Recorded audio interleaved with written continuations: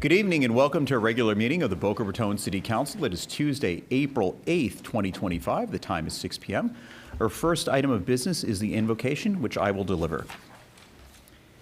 May we be ever thankful for the many blessings we have in our strong, thriving, and vibrant city. Let us give thanks to the many who serve our community, the brave men and women, both at home and abroad, who protect our city, state, nation, and our way of life.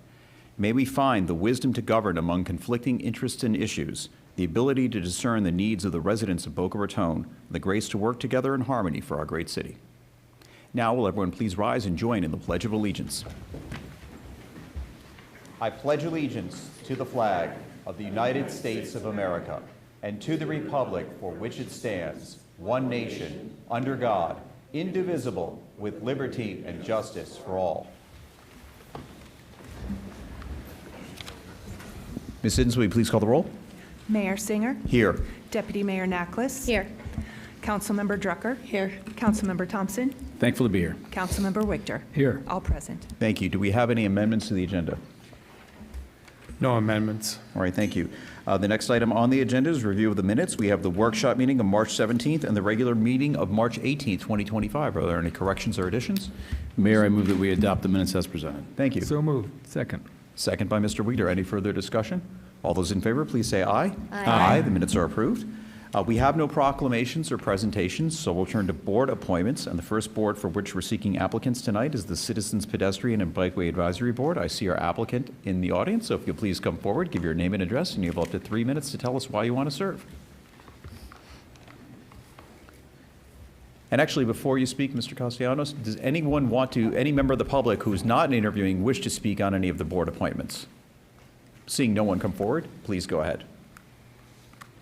Good evening, Martin Castellanos. My address is withheld under Florida Statute 119. Mr. Mayor, ladies and gentlemen of the council, senior staff, thank you for the opportunity to speak. I've been a city resident for over 10 years. I served with the police department for over 20 years, and this is another opportunity to serve, perhaps bring a perspective that would be useful to the discussions for the purposes of this board, and I'm happy to take any questions. Thank you very much. Council members, any questions? All right, thank you for your service. Thank you, sir. As you are the only applicant, it's looking quite good. So, council members, what's your pleasure? Mayor, I move that we appoint Martin Castellanos to the Citizens Pedestrian and Bikeway Advisory Board. Second. Good. Any further discussion? All those in favor, please say aye. Aye. Congratulations and thank you. Appreciate it. We'll turn to the Environmental Advisory Board. Is Ms. Allen present? Yes, there you are. Please come forward.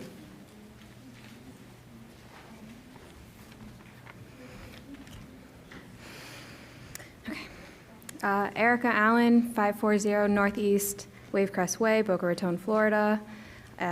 Good evening, Mayor Singer, members of the City Council, and fellow residents of Boca Raton. My name is Erica Allen, and I am honored to speak with you tonight in support of my reappointment to the City of Boca Raton Environmental Advisory Board. As someone who was born and raised here in Boca, I care deeply about the city, its people, its natural beauty, and its future. Over the last several years, I've committed myself both professionally and personally to protecting and enhancing our environment. Serving on this board since 2019, it has been one of the most meaningful ways I've been able to give back to this community that raised me. During my time, I spearheaded the proposal that led to a ban on single-use plastics, foam, and confetti on city property and events. This is Ordinance 5580. An initiative that passed unanimously, thank you, marking a real step forward towards our effort to reduce waste and protect our local ecosystems. I also helped develop the community campaign around the ordinance, working closely with local environmental organizations, businesses, and residents to build support and awareness. Beyond this board, I serve as the Environmental Program Director at Repair the Sea, the only Jewish nonprofit that focuses on marine conservation. And I lead a large-scale community cleanup and environmental initiatives. Just last year, we had over 4,000 participants in 30 different countries clean up more than 11 tons of plastic from different sources of waterways, whether it's the beaches, parks, lakes, rivers. But my heart has always been here in Boca. As a marine conservationist, underwater photographer, a dive master who regularly dives off of our shores, I firsthand have witnessed the beauty and vulnerability of our local marine ecosystems. My work is rooted in science, community engagement, and education, and I bring those same values to my role on this board. I am committed to continuing to serve with integrity, energy, and vision. If reappointed, I will keep pushing for practical, community-focused solutions that align with our city's goals and sustainability and resilience, especially as we face increasing threats from climate change, sea level rise, and pollution. Thank you for this opportunity to serve, and I respectfully ask for your continued support and reappointment for the Environmental Advisory Board. Thank you. Thank you. Council members, any questions? All right, seeing none, thank you very much. Council members, we have 2 vacancies, 2 incumbent applicants only. What is your pleasure? Ms. Drucker. Mayor Singer, I move that we appoint Erica Allen and Rachel Bobich to the Environmental Advisory Board. Very good. Second. Very good. All those in favor, please say aye. Aye. Aye. Congratulations and Thank thank you. Thank you. We have no applications today for the Historic Preservation Board, and we have no applications for the Permitting and Construction Review Board. We are looking for an electrical engineer, so please, we had a long time trying to fill the structural engineer position. Now we're looking for an electrical engineer. Please cast a net among anyone you might know who wants to serve, and we appreciate everyone who's applied to serve. That concludes our board appointments. We'll turn now to responses to workshop information requests. Mr. Brown? I have no follow-ups this evening from yesterday. Very well. Now we'll turn to the consent agenda. Would any council member wish to remove any item from the consent agenda? No, Mr. Mayor, but I do have a point. If Mr. Brown could just refresh our recollection and the public's recollection as to item 9F, regarding the interlocal agreement for homeless outreach services, just to remind us what's the story there. 9F is an interlocal agreement with Palm Beach County for Palm Beach County to provide to the city 2 homeless outreach personnel who will assist our police department in providing services to the homeless residents in the city, connecting them with services, connecting them with housing, providing social services, and helping us keep track of what's going on out in the field. Thank you. Thank you very much. Thank you. Mr. Brown, also, I was going to note, but since we're talking about it now, there was a slight revision, which we've all seen. It was a technical one based on Correct. feedback from the county, but nothing substantive. All right. If there's no other comments by council members and no one wishes to remove anything, would any member of the public wish to comment on the consent agenda only? We'll have public comment on all the other items after. Consent agenda only. We'll close that time. We'll entertain a motion to approve the consent agenda with the revisions in 9F as mentioned. So moved. Second. Thank you. Any further discussion? Then, Ms. Siddons, please call the roll. Drucker, Yes. Nachless. Yes. Thompson, Yes. Wigter, Yes. Singer. Yes. Motion passes 5 votes to 0. Thank you. We'll now turn to item 10, resolutions and other business, and it's an update on our government campus partnership opportunity. We'll first turn to staff. Mayor, we had a somewhat detailed update yesterday. We don't have anything additional to add tonight unless there are any questions on specific issues that were discussed yesterday or other issues this evening. Any questions, council members? There was an extensive update. All right, we'll open the floor to public comment. I did receive a card from Jonathan Ungian on this item. Mr. Ungian, if anyone else wishes to speak on the government campus, you can come forward now, and we'll have Mr. Ungian when he comes up. Government campus? Yes, please, come up, sir.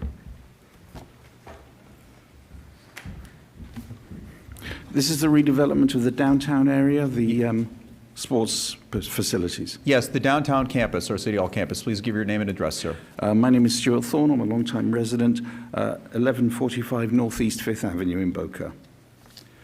I should mention I'm a licensed real estate agent. Regarding this project, what I expect to hear is essentially NIMBY talk, meaning not in my backyard, which is the usual reaction from residents to any major development. There is a shortage of accommodation in Southeast Florida, and planners are trying to alleviate this problem with infill development. A palpable objection to this proposal must be based on a money value penalty to residents. I assess that value as the replacement cost of the existing facility. A project of 9 or 10 acres in downtown Boca would require the acquisition of maybe 40 or 50 single-family homes in a contiguous pattern, probably over a 3 to 5 year period, requiring management, legal, and accounting assistance, probably costing up to about $100 million. This would equate to about $1,000 for every man, woman, and child resident in the city of Boca. The countervailing point would be explained is that the city would receive a lump sum payment for the grant of a 99-year lease.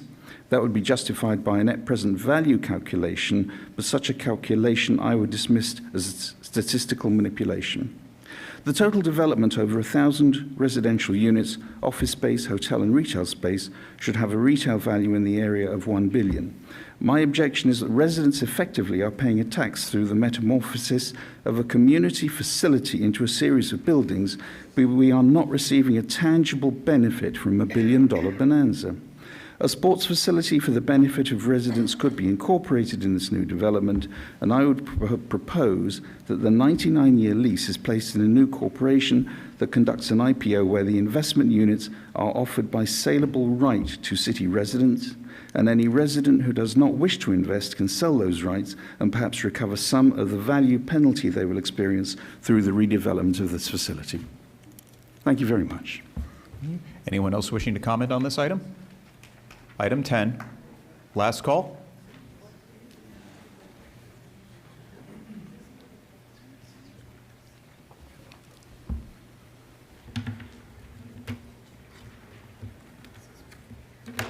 Holly Shuttler, 264 Northwest 7th Court. I've been a resident of Boca Raton, this charming city, since 1991, and I'm very concerned that it is being destroyed by overgrowth. We've been told for the past 7 years by city council members that the present overgrowth and densely population that has come to East Boca was due to prior Community Redevelopment Agency members and prior city council members, that they did not have anything to do with it. We are now looking to you to stop the runaway growth, leading our charming community to look like yet another concrete canyon. We do agree with you.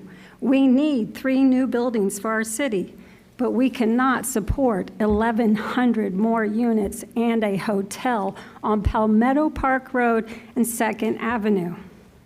I am on Palmetto Park Road every single day, and the traffic is beyond the breaking point. I had to call the police 8 months ago because a fender bender caused a 50-year-old man in his Mercedes to beat up a 20-year-old man right there on Palmetto Park Road because the traffic was backed all the way up to the entrance of Old Floresta. It took 4 minutes for them to pick up my call to 911 and 15 minutes to arrive to break up an actual assault that I witnessed right outside my neighborhood. Nobody fled the scene because we were all stuck in traffic. We have a church worker on Palmetto Park Road that has to drive 6 miles to work. It takes her 28 minutes to get there.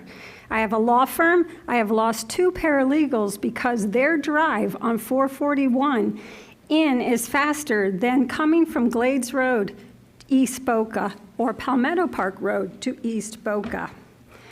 Our quality of life is not being protected by overgrowth. We are a fiscally responsible city, and we can afford our own city hall, our own police department. We can build it ourselves. We do not need to sell the soul of our city to get a free city hall.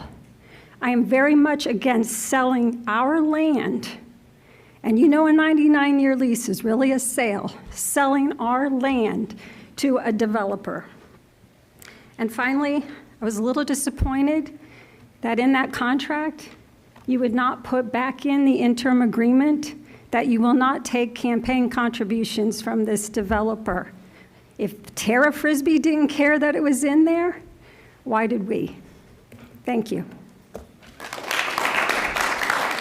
Ms. Morrow, if anyone else wishes to speak, we have some seats in the front row so that you don't have to wait to get out.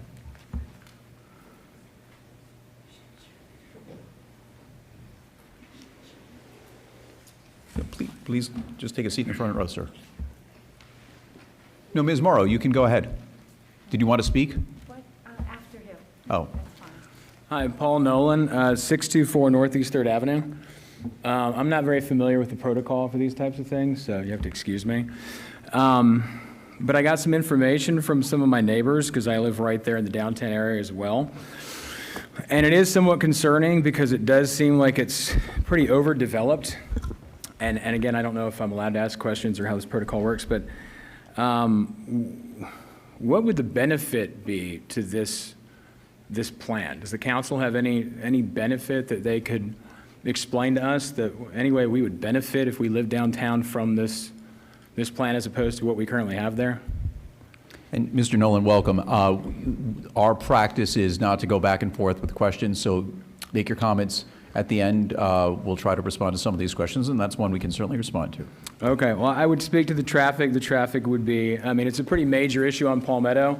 I don't know how many people live downtown, but it's a monumental undertaking trying to get home from my kids' school. It's like my part-time job, just drive kids up and down Palmetto for hours on hours every day. The congestion through downtown is pretty excessive. I find it hard to believe that there's a benefit to the city if we are essentially giving up our land to private developers that are going to put in, and I could be wrong here, 265,000 square feet of garage, 250,000 square feet of office building, 84,000 square feet of retail, 150 hotels, 150 room hotel, and 1,100 residential units in that particular area right there, and bulldozing the tennis courts that belong to the city. I just don't see where there's a benefit to anyone that lives in the city limits. So, again, I'm not familiar with the protocol. That's about all I got. Thank you. And ladies and gentlemen, welcome to our new members. You're free to applaud, but we actually ask you hold applause. If someone doesn't get applause and they feel left out, it also makes the meeting a little longer. In any case, Ms. Morrow, and anyone else who wishes to speak, why not come on up? Hello, my name is Judy Morrow, 1305 Northeast 5th Avenue. First, I'd like to thank Scott Mayer, Fran Nackles, Andy Thompson, Yvette Drucker, Mark Wigder, and George Brown. And in the future, I would like to be on a recreation task force that, George Brown recommended yesterday.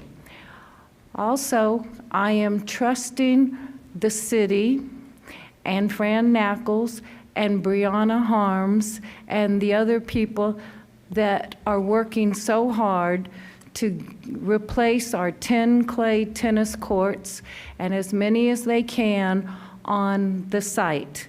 And I'm speaking, I personally have talked to 404 people, and I made my copies, and so I had these to turn in of people that care about tennis, that want tennis downtown, and we would very much appreciate having tennis downtown clay courts. And that's about all I can say right now. Okay, thank you very much. Thank you. Sir, yeah. Come on up. Is this about the downtown? Sorry, say that again? Is this about the downtown campus? No. Skate park? Yeah. Oh, that'll come up a little bit later. Anyone else who wants to okay. talk about the downtown no. campus? Yes, sir. Good evening. My name is Michael Manco. I live on Northeast 8th Street in Boca Raton, 33432. Thank you for requesting community involvement in the redevelopment of the government campus. We request that you keep the tennis center, the ball field, the basketball court, the skate park, the shuffleboard court, the children's museum, the community center, the open fields, and the hundreds of trees in the present location. We feel it's more important to develop people and relationships than office buildings and retail space. There are other properties in Boca Raton that can be developed for affordable housing and hotels. We have no objections to redeveloping City Hall, the police station, the administration building, the library parking lot, and any other properties east of 2nd Avenue. We believe it would be a great injustice to remove any recreational facilities from the downtown area. Thank you so much. Anyone else wishing to speak on the downtown campus? Last call on the downtown campus? All right, thank you. Mr. Brown, let me just start off first. Thank you. We've had noticed this on our agenda since the fall, and we've had a few people, sometimes no one coming at our meetings, sometimes a few like you, sometimes a few more. We value the public input. This is a proposed partnership that is very much in progress. I'll turn to Mr. Brown in a moment to talk about, because we talk about it almost every meeting when it comes up, what we're doing with recreation and some of the facilities. But I first wanted to talk about, could you or Mr. Lucasa give us an update, as we did yesterday, on where we are with the next set of public outreach and charrettes for the designs, please? Thank you, Mayor, Council. Our next round of public engagement is going to involve design charrettes. So they'll involve, design charrettes can be an extended period of time, over a couple days. These are going to be, shorter in duration. So probably 2 different events where you have 2 to 3 hours of design time with the development team. So one is going to be on a weeknight, one will be on a weekend, probably afternoon on a Sunday, where residents will be invited to come in. We're going to have a limited amount, maybe 100 or so, just so we can manage the process. But it'll be an opportunity to explore the current plans, get feedback from residents in terms of their reaction to the plan, what some of the desires are, what some of the things they think might be missing from the plan, have the opportunity to start doing some sketching and some understanding of how the plan might be able to be adjusted to address some of those issues, and then ultimately take that data and either incorporate it into the interim master plan that you'll receive in mid-May, or continue to refine the plan and inform the plan as we're going forward after the interim master plan is developed, take those design concepts and further revise the plan until we get to a place where we have a master partnership agreement. And just make clear for everyone, we're talking later this month potentially for the first or both of them? Yes, thank you. Later this month, maybe into mid-May, but those will both happen pretty quickly. Very well. And Mr. Brown, could you talk about, just one second, could you talk a little bit about, because you've given the update many times about what we're doing, what we've already done with softball potentially, what we're doing with tennis, recreation, the skate park, the Children's Museum, the trees, which there aren't hundreds, but we want to preserve what we have, and just generally about the benefits and the plans here. Thank you, Mayor. With regard to the softball fields, we presently have 2 fields that are functional. We have been working on an interlocal agreement with the Beach and Park District to locate 3 fields at Sugar Sand Park with a concession stand, et cetera, so a much better facility than is presently available in downtown. With regard to the tennis facilities, we are working with the Beach and Park District on options for clay courts east and west in the city. We haven't finalized those yet. With regard to the Children's Museum itself, the 2 buildings, the Singing Pines and the Rickers House, are going to be moved to Meadows Park, where they will function more or less as they have in the past. With regard to skate park, the Beach and Park District has expressed interest in locating a skate park on the east side of North Park, which is north of Yamato Road off 2nd Avenue. And we will be discussing that with them as part of our recreation master planning, which we're going to discuss at the next regular workshop, which is on the 21st of this month. With regard to the landscaping on the property, we're going to preserve the banyan trees as much as possible, although one of them is in pretty sad shape as a tree itself. It may not make it much longer. The rest of the property will be densely landscaped, and we'll keep as much as we can. I believe that covers most of the facilities we've been discussing. Very good. Sorry, And how there's, many tennis courts was it? sorry, sir, we don't have back and forth. We'll try to, it doesn't work well. Hold on to my question in front of the I understand, sorry. Specify. Please. I appreciate it. Please. Okay, thank you. We're working on one thing. Mr. Brown, you can feel that because Tara and Frisbee on their plans have already been looking at adding more. Tara and Frisbee are looking at the potential for tennis courts on the property, as well as a outdoor basketball. There may be indoor basketball. We're looking at both with them. as I said, with regard to the tennis facilities, we're looking at various options to replace the clay courts that are downtown. If not even possibly increase, but we're working on those, right? Yes. Okay, thank you. Someone asked about the benefits, and I'll let my colleagues, but you wanted to speak, Ms. Rucker, you can if you want. I'll speak to Thank you, Mayor Singer. I just had a question from Mr. Lukasik. So the upcoming charrettes that are going to be, you said that we're going to be limited to 100 people, which I get because all the input. Will the community have the opportunity to have input online on the design? Or is it, because if you're just doing 100 and 100 or 50, and whoever decides to show up on a weeknight or a Sunday, how are we going to gather some of the other feedback if you can't make it? Like, Sure. Are we going to have like online opportunities, or maybe that's a question to ask and bring back to us? No, we can explore the online opportunities, but certainly in our conversations with Tara Frisbee, we're talking about additional open houses and other opportunities to get feedback. So it wouldn't just be limited to these 2 design struts, but the design struts are the things that are going to happen in the not too distant future. So there'll be other opportunities as we go along as well. And when you get that information back from those 2 sessions, that'll be on the website, like we have everything that's on the website now, current. I look at it often, so everything will be on the website for the community. Yeah, our expectation is that as that data is being developed, we'll have photographs of what's happening at the event. We'll have any drawings that we're capturing. All that stuff will be recorded. All that information will be recorded and posted so that people can see what sort of concepts are being proposed. Okay, perfect. Thank you. That was my question. Thank you. Questions? I'll just ask, somebody asked about the benefits. I think there are many that are worth exploring, and we are still at the exploration stage. First, we have a Bright Line station, which we hope in the next few years will also be a tri-rail station. That is a gateway to our city and a great opportunity to bring more jobs and opportunities for people to commute better by reducing traffic. That is the underpinning of a concept of a transit-oriented community. We've got a city hall and a community center that close down when they're used, close down at Friday at 5 o'clock, and don't create an integrated space that's a destination for residents. If you can think about, some of you were here, I know, before Meisner Park was built and saw how Meisner Park could transform one part of downtown. This is the possibility too.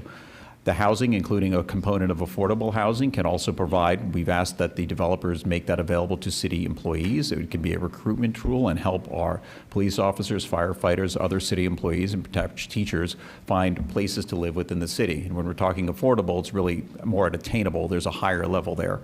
An integrated use of mix of spaces is, again, I've referred to Meisner Park, but similar to that. But by creating a civic square that has a mix of uses, creates a destination for residents, it creates an opportunity to create something bigger than the whole is greater than the sum of the parts. And there are a lot of benefits there. We understand concerns about traffic and change, and those are things that we're looking at now. We will continue to look at the traffic. In fact, of the different proposals, this one was the least dense and the least intense, and that's why I think it found favor among most of us here. And we welcome your feedback, and we'll continue to explore. And we invite you to be part of the process. That's why I can't remember any other item where we've had so much agenda feedback, so many charrettes, and those will continue because we want to find something.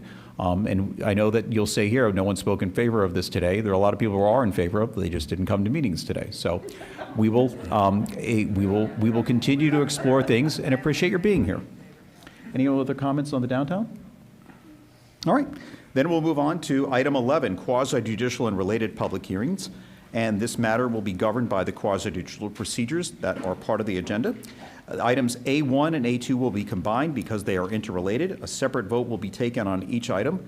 The quasi-judicial procedures will govern both matters under the combined discussion. And if item A1 is not approved, no vote will be taken on item A2.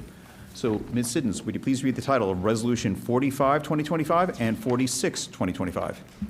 Resolution number 45, 2025, a resolution of the City of Boca Raton considering for the approximately 10.0 acre property generally located at 791 Park of Commerce Boulevard, a conditional use approval pursuant to Section 28-978 Code of Ordinances to authorize an approximately 72,400 square foot amateur recreation use in an existing approximately 130,510 square foot office building in the Light Industrial and Research Park, LI LIRP zoning district, providing for appealer, providing an effective date.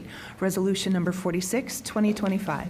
A resolution of the City of Boca Raton considering for the approximately 10.0 acre property generally located at 791 Park of Commerce Boulevard, an amendment to an approved site plan, Planning and Zoning Board Resolution number 99-03, to authorize a commercial industrial multifamily development, CIMD, including a conversion of the existing approximately 130,510 square foot office building to a mix of uses, including a fast casual restaurant with 11,447 square feet of indoor area and 2,570 square foot of outdoor dining, a 72,428 square foot amateur recreation facility, and 46,635 square feet of office space, and B, construction of a 243 multifamily residential units, including 10% affordable and 5% workforce units, with 226 units in an 8-story apartment building with an 8-level integrated parking structure, and 17 units in 5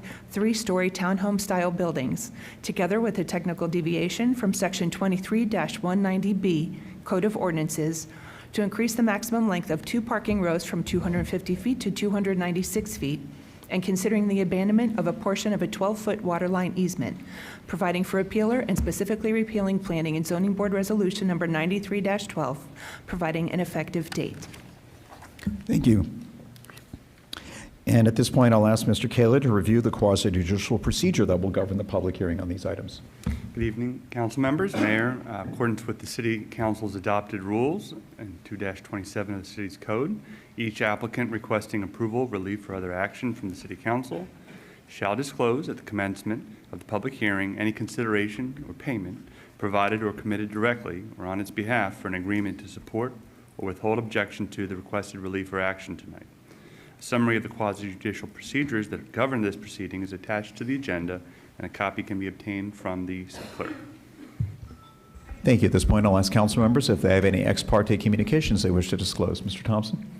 On April 3rd, I had a discussion with Ellie Zacharias, who's counsel for the applicant, regarding the merits of this project, and I believe that concludes my ex parte communications. Thank you. Ms. Nicholas? Thank you, Mayor Singer. I had a brief phone call with Ellie Zacharias, and I spoke to John Ungen briefly this evening. Thank you. Ms. Rucker? Thank you, Mayor Singer. I had a Zoom call this morning for 8 with Ellie Zacharias on the project, and that's my disclosure. Thank you. Mr. Wigner? Yes, I also had a phone conversation with Ms. Zacharias a few days ago, generally about the project. Likewise, a couple days ago, I spoke with Mr. Ungen generally about the project and zoning in the area. I have visited, prior to this application, the property multiple times just for just visiting private businesses there. So I've been to the property multiple times. Thank you. I also have been to the property multiple times over the years. Ms. Zacharias' assistant, Kelly Quinn, reached out last week to see if I wanted to schedule a meeting. I wrote back to Ms. Zacharias and Ms. Quinn asking if there was anything in particular. Ms. Zacharias said there wasn't, but she wanted to make herself available if I had questions. That concluded my ex parte communications with her and with everyone. So with that, if anyone wishes to speak on this item, please rise so the clerk can administer the oath. And if you think you want to speak, you're not sure, you might as well just rise now. It saves time. Please raise your right hand. Do you swear or affirm that any testimony you may give before this public hearing will be truthful and accurate? I do. Thank you. Thank you. Mr. Brown? Thank you, Mayor. Heather Hansen, Senior Planner with the Development Services Department, will make the presentation on item 11A, 1 and 2. Thank you. Ms. Hansen. Thank you, Mr. Brown. Good evening. For the record, my name is Heather Hansen, and I have been sworn. The subject property is approximately 10 acres, zoned light industrial park, LIRP, and located in the Arvida Park of Commerce at the northeast corner of Congress Avenue and Park of Commerce Boulevard, just down the road. There's an existing vehicular access from Park of Commerce Boulevard and proposed new access from Congress. This CIMD project will result in a total of 243 rental units, with 25 being affordable and 13 being workforce housing units.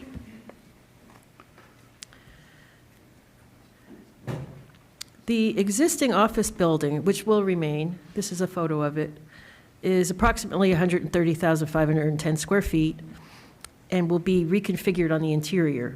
I'll discuss the proposed CIMD project in a bit more detail.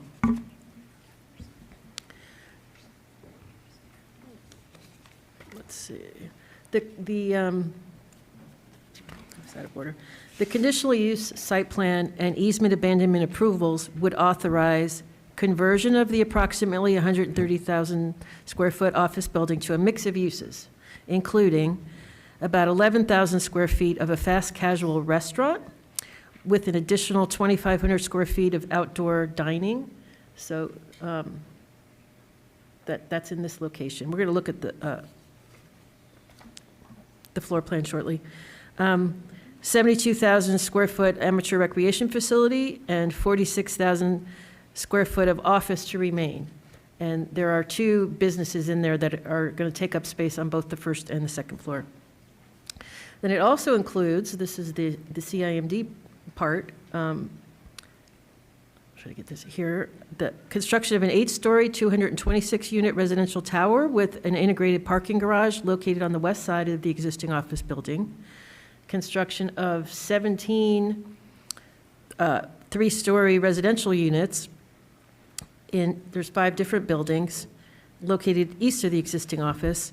And then there will be a lot of associated site improvements, including 8-foot sidewalks and street trees and bus shelter on both frontages. To accommodate the street trees on Congress, it required some creativity on the part of the applicant because there wasn't really enough space. So the sidewalk kind of meanders in and out, and where it meanders in, there's going to be a street tree. Along with the site plan, a technical deviation was requested to allow for a maximum parking aisle length of 296 feet in lieu of 250 feet, which is basically similar to the existing conditions that are there now. A technical deviation was required the last time there was a site plan approved for this property. At their December 17, 2024 meeting, the Community Appearance Board reviewed the project and voted to recommend approval of the application with the following conditions. Screening to be added to north and west sides of the parking garage, screening to be added for all mechanical equipment, an artistic feature or decorative feature to be added to the west side of the parking structure, visible from Congress Avenue, and parking garage lighting to be shielded so that it does not produce glare on the Congress Avenue. Condition number 3 was added to the CIMD site plan resolution. The other conditions are already CAB site design requirements. These are what the typical townhomes would look like. I apologize, but I think I somehow skipped a slide. Let me go back. I must have clicked too fast. Here we go, sorry. The sports garden. So this is what the floor plan would look like on the first level. The green is all the new recreational use called, they're calling a sports garden. The blue are the existing businesses that are there that will remain. And then there's this is the food court, and there's a little bar and outdoor dining. So it's the conditional use is required because that is in the LERP district, an amateur recreation facility is a conditional use.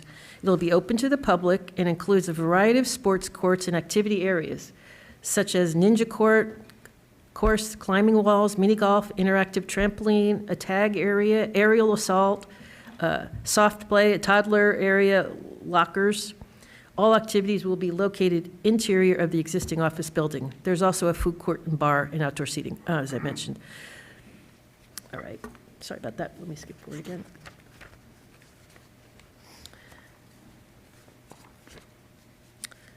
So, staff supports the applicant's request for approval because the project meets the eligibility requirements and development standards for CIMDs. The site plan resolution includes a condition of approval requiring the applicant execute a restrictive covenant agreement as required by the code to ensure 10% of the units, which are 25 units, are affordable, and 5%, which is 13, are workforce units for 30 years after a certificate of occupancy is issued. The project will provide an additional 243 rental units in the city, with 25 being affordable, 13 workforce. The project is consistent and compatible with adjacent land uses. The project, as designed, supports goals, objectives, and policies in the comprehensive plan. The project complies with all applicable code requirements except parking lot aisle length, for which a technical deviation has been requested. So the Planning and Zoning Board and the Development Services Department recommend approval of the conditional use site plan and easement abandonment, subject to the conditions set forth, including the revisions that were presented. That concludes my presentation. I'd be happy to answer any questions. Thank you. Council members, any questions? Mr. Wigner. Thank you. Thank you very much for the presentation. Do you know the approximate age of the current office building that's on the site that's going to be adaptively reused? Hold on, it should be in the history. Yes. It was 1993, and then there was a major remodel in 1999. Are there any concerns by the staff that the age of the existing structure will be substantially different from the age of the new structures? Not me personally. I thought the look of it is pretty contemporary and modern. You know, it doesn't look like something built in the 70s or 80s. Thank you. Can you refresh our recollection the definition of affordable housing pursuant to the CIMD ordinance? What does that mean? How is that calculated? It's based on a percentage of the median family income for this area, and I believe the affordable, can you correct me if I'm wrong, is 80 to 100%? Is that correct? I'm Brandon Ch, Development Services Director. The maximum income is 120% of the area median income for Palm Beach County. Right. Depending on household size. Thank you. And my recollection is that something like $108,000 for a household? I don't have it in front of me, but that sounds about right, yes. Yeah. Thank you. Since there's a mixture of uses here, is there a shared parking scheme going on here? Yes, the parking requirement is based on a shared parking study, and it does look at when the various uses would be in use, and it actually, they're supplying more parking than required. More than required? Yes. Thank you very much. No further questions. Council members, any other questions? I have one, Ms. Hanson or Mr. Shad. Yesterday, Mr. Ungin raised some concerns about their lack of participation in the circulator that runs from Tri-Rail. I don't believe it's required by code, but could you talk a little bit more about that, please? Do you want to do that? Sure. So there is no specific requirement to contribute to the shuttle in the CIMD ordinance. I know that issue was raised yesterday, and I'm in the middle of researching exactly why. I can tell you that when the staff brought a proposal, a framework to the council in August of 2023, it included that requirement. The final ordinance didn't, but it's been, a year and a half. I need to go back and figure out exactly why it wasn't included in the end, if there was a specific decision made by the council or not, and I have to come back to you with that answer. Yeah. But this proposal would have no new office. It would actually reduce office and replace it with other uses, such of which that don't necessarily aren't as consistent with the current usage of the shuttle, right? That's right. I mean, the shuttle was primarily, I think it's fair to say, used by office users who are accessing the Tri-Rail station. Not to say that residents couldn't use it, but historically this has been an office park, so those are the primary users of the shuttle. Very good. Any other questions? All right. Then if not, we'll open up the public hearing. We'll invite the applicant to come forward first. You'll have up to 20 minutes, although you may not need it. Please give your name and address as you know. Good evening, Ellie Zacharias, 14 Southeast 4th Street. Thank you, Heather, for your very thorough presentation. Thank you for loading. I will be very brief. Heather denoted the location. It is approximately 10 acres. These are the types of projects, to be honest, that I love working on because you're taking an existing building and that is underutilizing the property and really trying to infill that development in lieu of building in the Everglades, for example. So these are the types of projects that I love, and that's exactly what we have here. We have a 130,000 square foot office building that's located directly in the center of the site with just surface parking completely surrounding it, obviously underutilized. So the application before you this evening is for a site plan amendment to allow that CIMD and a conditional use approval for the amateur recreation use. This is a colored landscape plan, and I'm just going to go through it. I picked west to east. I'll just go through it very briefly. We are proposing to fill in that surface parking lot to the west with a 226 residential development that will be 8 stories. Within that 226 units, we will do provide the 10% affordable at 23 units and 12 units of workforce, which equates to 5. And the workforce, Mr. Richter, would go up to 140% of the AMI, where the affordable is up to 120. Abutting it and connecting to it is a parking garage that's also 8 stories, although slightly shorter in height, as you don't need that same amount of clearance, at 541 parking spaces. Moving briefly and quickly to the east, we are taking an existing office building and repurposing it. So we do have that very large restaurant component and amateur facility, and some office will remain as well. Heather already went through that. And then further to the east, to be completely transparent, this is my favorite part of the project. We are proposing 17 townhomes that will activate and abut the El Rio Canal, which I do think was the desire of many of the council members. So super excited about that. And I also, I could be wrong, but I believe this is the first CIMD project that does propose a townhouse project. I think giving the community that opportunity as well to have a townhouse versus an apartment building is a nice amenity for our residents, and those will be 3 stories. The garages are to the rear, so to the west. We really wanted to ensure the front of the units are facing the El Rio Trail, again, to activate. Just some miscellaneous, this is my miscellaneous slide. We have 8-foot sidewalks on this proposed on the south, east, and west. We have street trees all along the perimeter. We are asking for no variances. In fact, our only ask is a technical deviation, and that is an existing condition as it relates to the parking row. We're a little bit longer than what code requires, but again, that is an existing condition. Mr. Richter, we are proposing, while we did avail ourselves of a shared parking analysis, we are proposing 62 parking spaces in surplus of what code would require today.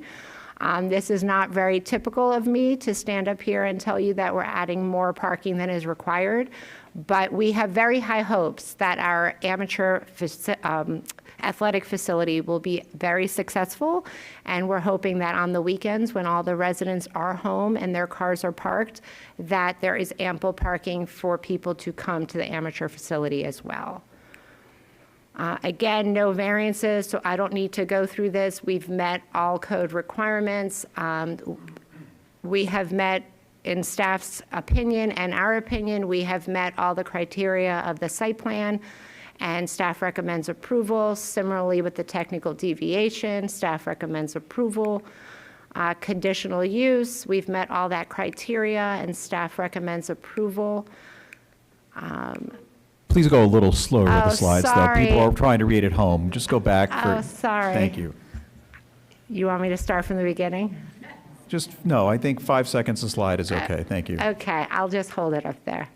This is all in the staff report. That's why I'm running through it. I've literally copied and pasted their recommendation of approval for each element, whether it be the site plan, the conditional use, the technical deviation, or the CIMD criteria.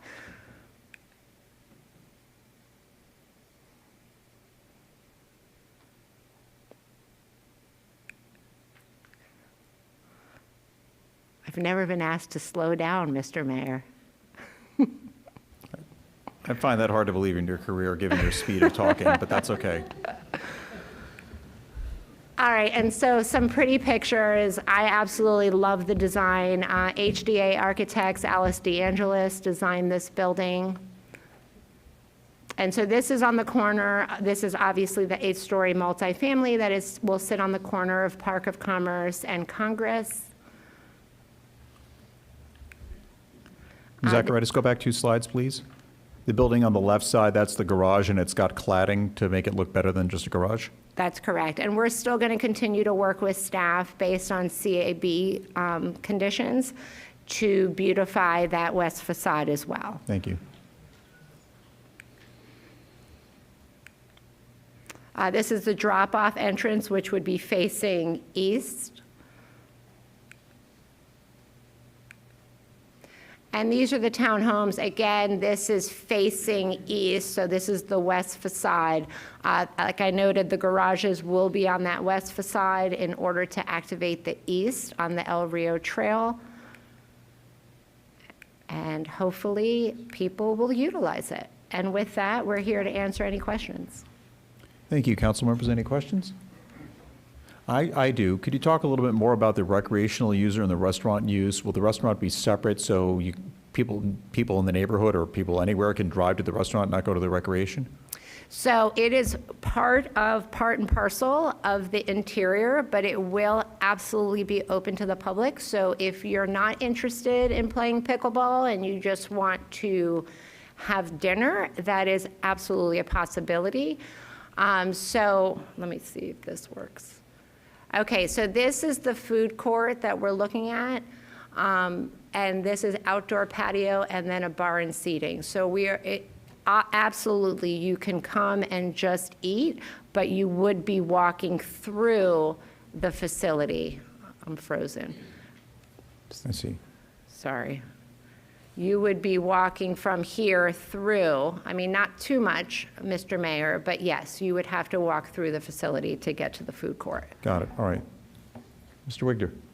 Yes, you could leave this page. I know everyone has the best intentions, and I might not be familiar with everything, but can you explain what aerial assault means? Oh, please? I cannot. It would be, I assume it's some sort of recreational thing. I'm sure it is. It is above my pay grade. I apologize. Please do. Can you explain, do you know the other features? Are these tennis courts? Are these padel? What other facilities? So over here, we have pickleball, we have padel. Over here, we have golf. There is a tag area. I'm sorry, I'm getting old, so it's hard for me to see. There's a climbing wall. There's an aerial assault, whatever that may mean. I know there's like some baseball over here, a ninja course. Has anyone been to Extreme Sports off of 95? It's similar to that. It's obviously not as large, but it will have that same type of feel. Thank you. I think he knows what aerial assault is. John Donaldson, JMD Engineering, 127734 Till Boulevard. It's going to be an augmented reality type of situation, so that's kind of what we're looking at here with the goggles and everything. With the goggles, okay. Thank you. Thanks very much. Can you go to the slide on the eastern side of where the townhouses are? Sure. Just, there was a kind of a rendering of the people walking through Sure, there. yeah, of course.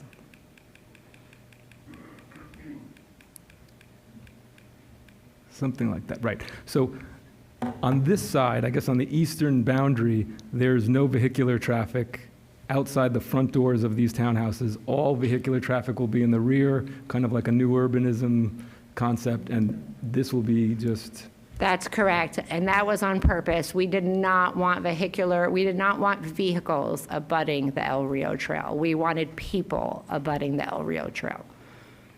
Very good. Thank you. I'm very much in favor of the adaptive reuse of these properties, and yeah, my compliments to the design team to infuse this and to have this mixture of uses. I know Professor Merlin at FAU, whose literally dream was bicycle-oriented development adjacent to the El Rio Trail many, many years ago, and this being the first one comes to fruition, so well done on this. I will add, I did speak with Louis Merlin on this, and he was quite excited. Thank you. Thank you very much. Thank you. Please. Thank you, Mayor Singer. Thank you, Ms. Zacharias. Just like Mr. Wigder said, I love the urban infill and like that you're filling up an area that's not there. Of course, for those of you that are listening or watching or in chambers, a real trail, if you take your bike on it, you could get to the tri-rail. So you could literally come out of this townhouse, take the bike, park it in the bike rack, and get on the tri-rail. As a tri-rail user, as a bike user, as a rider of a rail trail that we just went on a bike ride recently, Ms. Naklis and I, for Bike Month. I love the fact that you're able to have one of these communities here in Boca. They're happening all over the country. So I absolutely am a fan, and for sure I'll be supporting this tonight. Thank you. Council members, any other questions? For what it's worth, I think aerial assault may be like you see at Extreme Action Park, where it's like an indoor zip-lined, harnessed ropes course for kids, where you move from station to station. I'm seeing some examples, like a climb zone is another name for it, but that's what I'm going to guess it is. Based on the other uses there, it would seem to be consistent. My kids have done it, yeah. Any other questions of Ms. Zacharias? All right, well, thank you. Thank you. We'll continue with the public hearing. I did receive a card from Jonathan Unjin.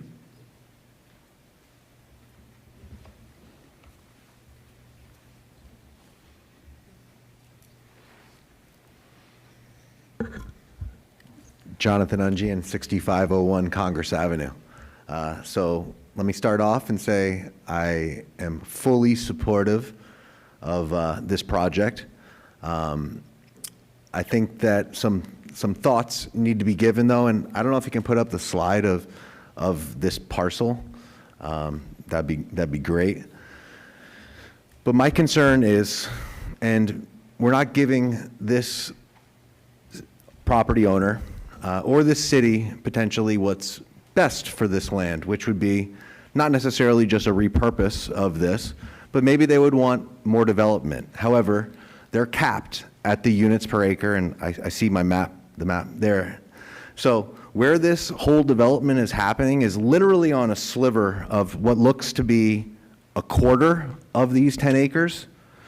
We are putting 243 units on 2 acres or so, 2.5. So the reality is that's the only way that this could be economically feasible for this developer, is to do it on a highly, and Councilmember Wigner, you asked the question appropriately. The bigger concern, and I wish you were on council, was the one across the street in Amtech. Old, archaic, that you approved 277 units going on another existing parking lot. So as opposed to converting these parking lots, why don't we look at a unit per acre count in this part of town where all the development pretty much of the future should be, where you have all these older, outdated office buildings, as opposed to completely continuing to oversaturate the downtown, that people after people after people after people come out and complain about every project you do. I will be the only person probably speaking tonight. Nobody ever has a problem with any of this. So I'm sure this property owner would love more units per acre. I want to also talk about the transit program, because I think it's a racket. I don't think this property owner should be contributing to a transit program. You have a bus that basically nobody uses, that the city's contributing over $500,000 a year to run, as well as the property owners who developed under PMD, another $500,000, $1 million to run a bus that basically nobody uses, where you have the circuit in the downtown that is half the cost, a quarter of the cost of what this city and these property owners are paying towards a shuttle that would provide much better service for the people in this community, to not have to wait in the rain outside of office buildings for a shuttle that could be waiting in the office building or at the residential to get picked up like an Uber. So again, I've only stood for streamlining things, making things that make sense, and improving things and costs to the taxpayer while creating a better environment. The only thing I ask that I heard you, Mr. Mayor, bring up, and last point, is that parking garage. I do strongly believe it is right on Congress Avenue. You know, you got the Louis Vuitton building in New York that they're doing construction on exterior-wise. You know, you could do something nice that looks like another building or something, as opposed to a parking garage that's right on Congress. That's my only point. Thank you very much, and this is very welcome. Thank you. Anyone else wishing to speak? All right, would anyone who's participated in the hearing like to cross-examine anyone else? Would the applicant like to conclude with a summation? She is indicating by nodding her head horizontally to indicate no, that she will not, so that will conclude the public hearing. And council members will entertain a motion first on Resolution 45, 2025. So moved. Thank you. Second. Thank you. Any further discussion on this? All right, then Ms. Siddons, please call the roll. Wichter, Yes. Thompson, Yes. Singer, Yes. Naklis. Yes. Drucker. Yes. Motion passes 5 votes to 0. Very well, and we'll now take up Resolution 46, 2025. Is there a motion to adopt? So moved. I'll give it to Ms. Naklis on the motion, Mr. Wigder on the second. Any further discussion? Then then Ms. Siddons, please call the roll. Naklis. Yes. Wichter, Yes. Drucker, Yes. Singer, Yes. Thompson. Yes. Motion passes 5 votes to 0. Very well. We'll now move to item 12, regular public hearings. And Ms. Siddons, would you please read the title of Ordinance 5725? This is the second of 2 public hearings on this matter.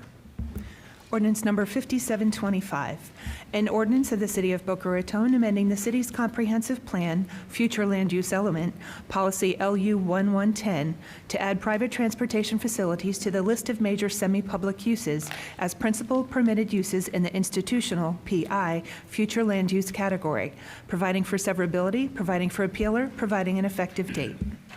Thank you. Mr. Brown. Thank you, Mayor. Jim Bell, Long Range Project Manager with the Development Services Department, is going to make the presentation on ordinance number 5725. Mr. Bell. All right, thank you. Good evening, Mayor and City Council members. Again, Jim Bell with Development Services Department. The item for your consideration is the adoption of a city-initiated text amendment ordinance, amending the city's comprehensive plan, future land use element policy LU1110, to add private transportation facilities as a principal permitted use in the institutional or PI future land use category. The ordinance will allow for a privately operated vertiport to be located adjacent to the Boca Raton Airport at the Research Park at Florida Atlantic University, which has a PI future land use category. As was discussed at the previous City Council transmittal meeting for this text amendment held on February 25th, the Planning and Zoning Board on January 16th reviewed this amendment and recommended approval in a 5-0 vote. On February 25th, the City Council voted 5-0 to transmit the application to the State of Florida's Department of Commerce for their review and other State of Florida agency reviews. Now for some background on this text amendment ordinance. Private transportation facilities are comprised of physical amenities, necessary structures and improvements that allow for the movement of people and property for individual use rather than for the public. A vertiport is a transportation facility, and it can either be a private or public facility depending on whether it's operated by a private entity or a public entity. It is a designated area for landing, takeoff, and servicing of vertical takeoff and landing aircraft. And vertiports are an emerging component of urban air mobility, which is the transportation of passengers and goods by electric aircraft. If approved, this ordinance will allow for any type of privately operated transportation facility in the institutional PI future land use category. And that would include such uses as airports, vertiports, rail transit station, bicycle facilities, and multi-use pathways. In terms of review of this amendment by the State of Florida, on April 4th, the State of Florida Commerce Department completed their review of this text amendment. The Florida Commerce Department had no comments. The Florida Department of Transportation, or FDOT, provided some technical assistant comments and basically stated that the city should become familiar with FDOT Advanced Air Mobility Information and Documents, and the city should continue in its coordination with the airport regarding airport compatibility with any proposed vertiport siting locations in proximity to the airport in preparation for regulating, permitting, siting, and managing these facilities for electrical vertical takeoff and landing.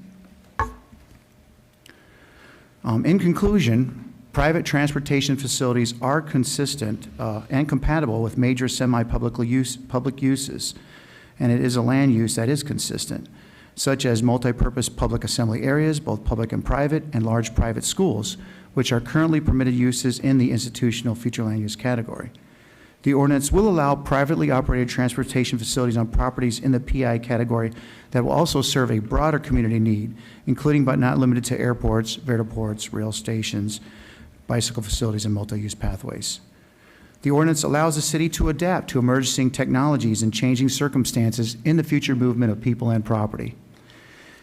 And finally, the ordinance advances urban mobility goals by facilitating sustainable and innovative transportation solutions that promote new jobs and economic opportunities. And as such, the ordinance furthers the city's vibrant economy strategic focus area in the city's strategic plan. Now that concludes my presentation. Staff recommends that the City Council approve this comp plan text amendment ordinance, and as such, adopt this text amendment into the city's comprehensive plan. And I would be happy to answer any questions that you may have. Thank you. Council members, any questions? Mr. Wigler. Thank you. With respect to this, are there any pending applications, proposed applications, or preliminary discussions for use of this resolution, of this ordinance? Not at this immediate time. There were previous discussions, as was mentioned in the presentation, with the Florida Research Park to have one, a privately operated one located adjacent to the airport. But staff has not received any subsequent applications or had any conversations further to that effect. Thank you very much. Thank you. Other questions? All right, thank you. We'll open up the public hearing. Anyone wishing to speak on this matter? Last call on ordinance 5725. All right, we will close the public hearing. We'll entertain a motion to adopt. Do I hear a motion? So moved. Second. Thank you. Any further discussion? Well, we're preparing ourselves for transportation of the future. Let's see if it gets there. Ms. Siddons. Thompson, Yes. Singer, Yes. Wigder, Yes. Drucker, Yes. Naklis. Yes. Motion passes 5 votes to 0. Terrific. We'll now move to IDG Amendment, Ordinance 5732. Would you please read the title?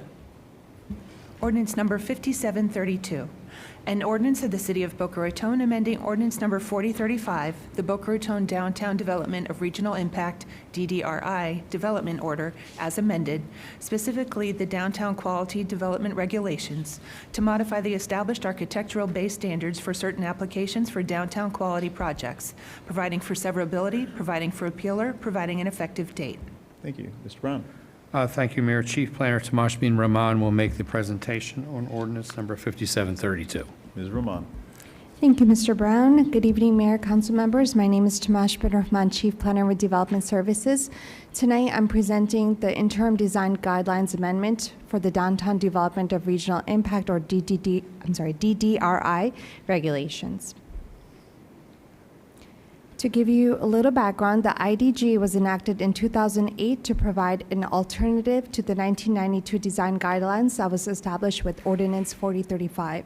The IDG regulations, they allow for an increase of height of up to 140 feet that is subject to specific criteria, including greater articulation of buildings, varying skyline, and other design characteristics to provide a diverse and vibrant atmosphere, superior architecture, and strong pedestrian orientation.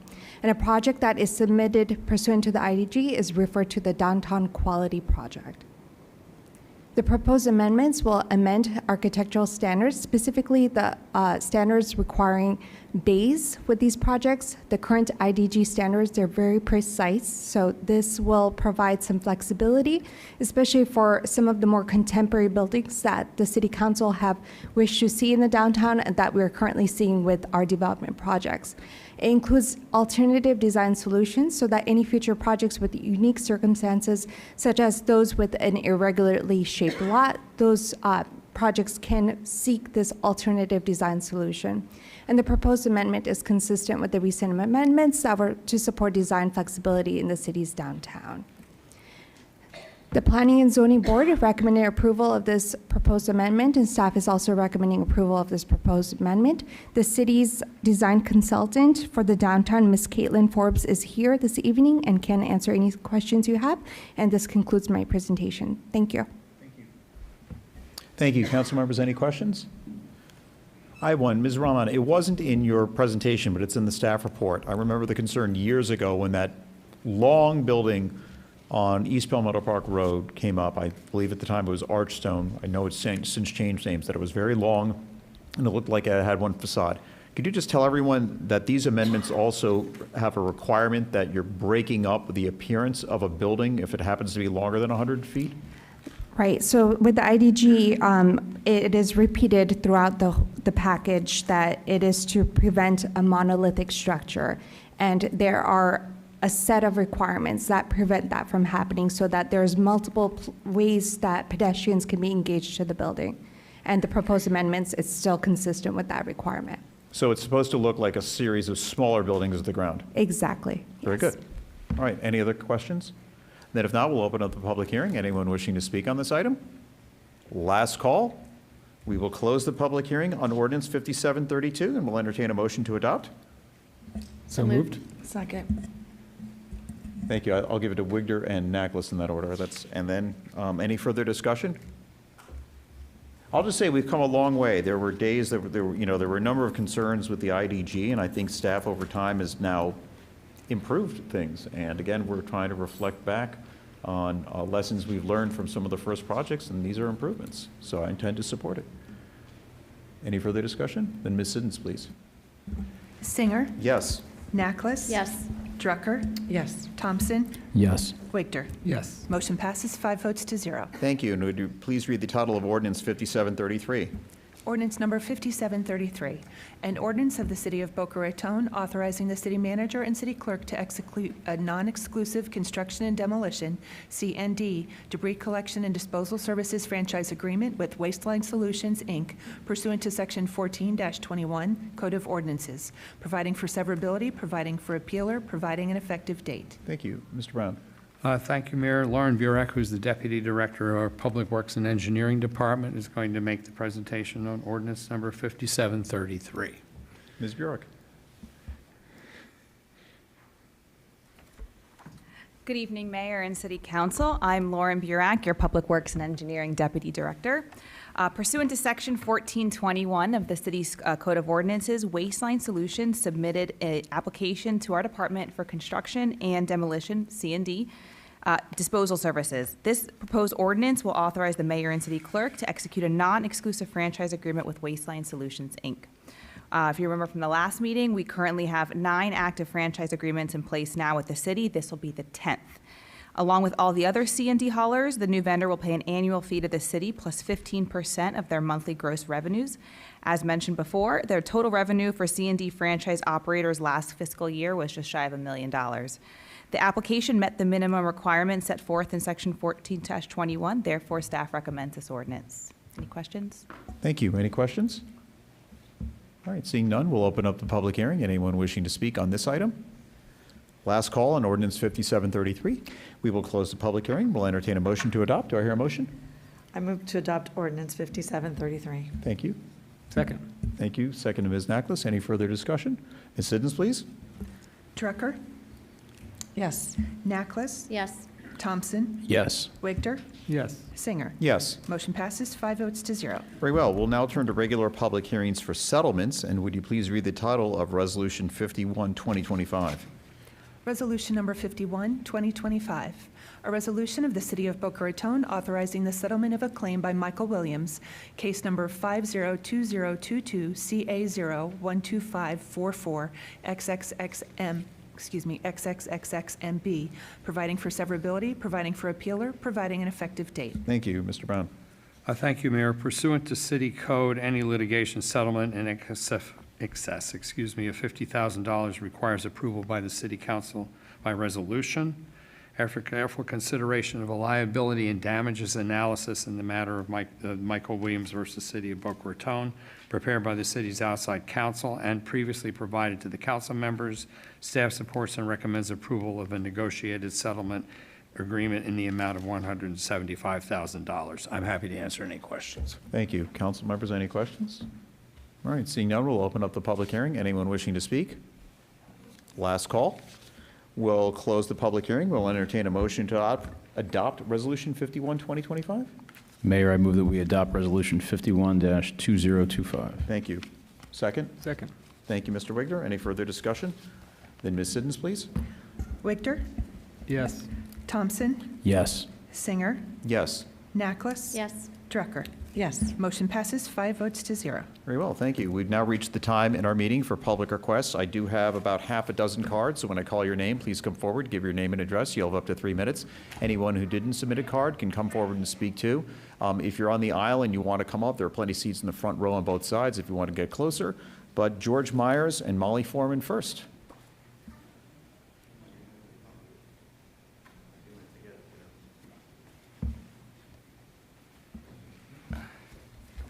Stand right there. Put your feet right there. Get comfortable. That's your podium.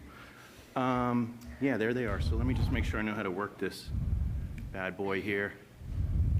Okay, so got my little one here with me tonight. And give us your George name and address, Myers, please, Mr. 435 Northeast 15th Terrace.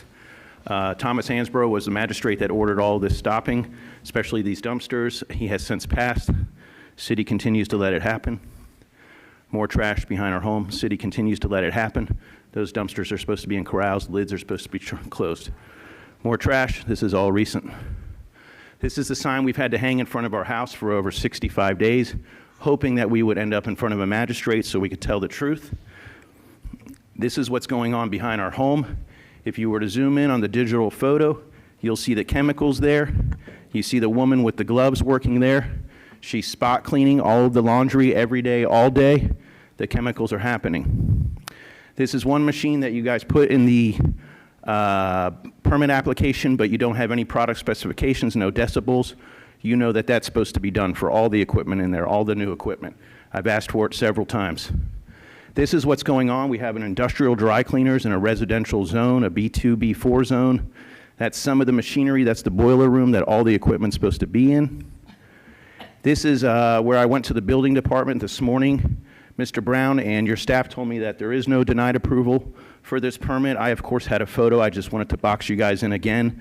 There is a denied approval notation.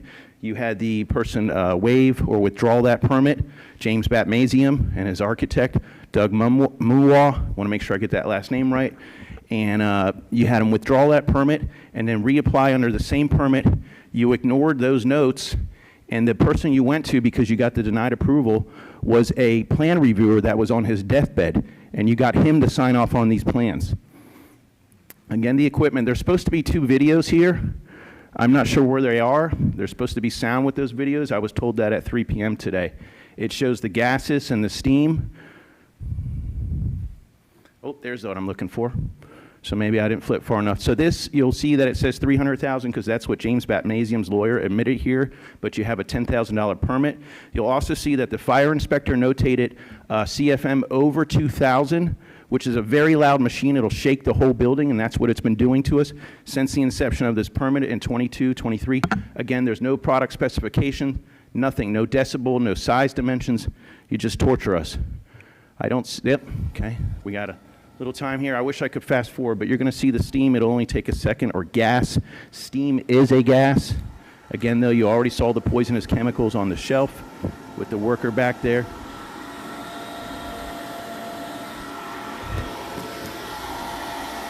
Pouring out and hidden behind the grease traps that they installed.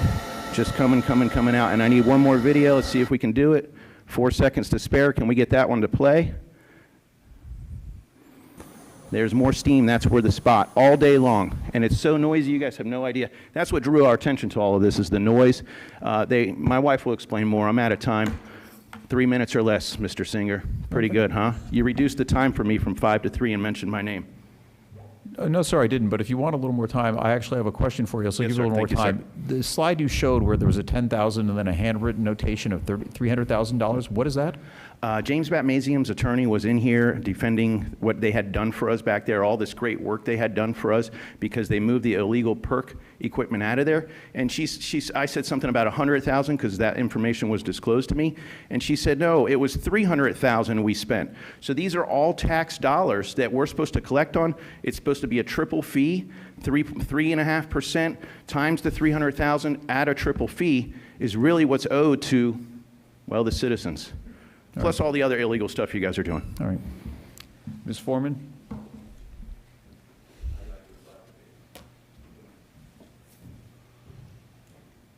Hi, good evening. Molly Foreman, 435 Northeast 15th Terrace.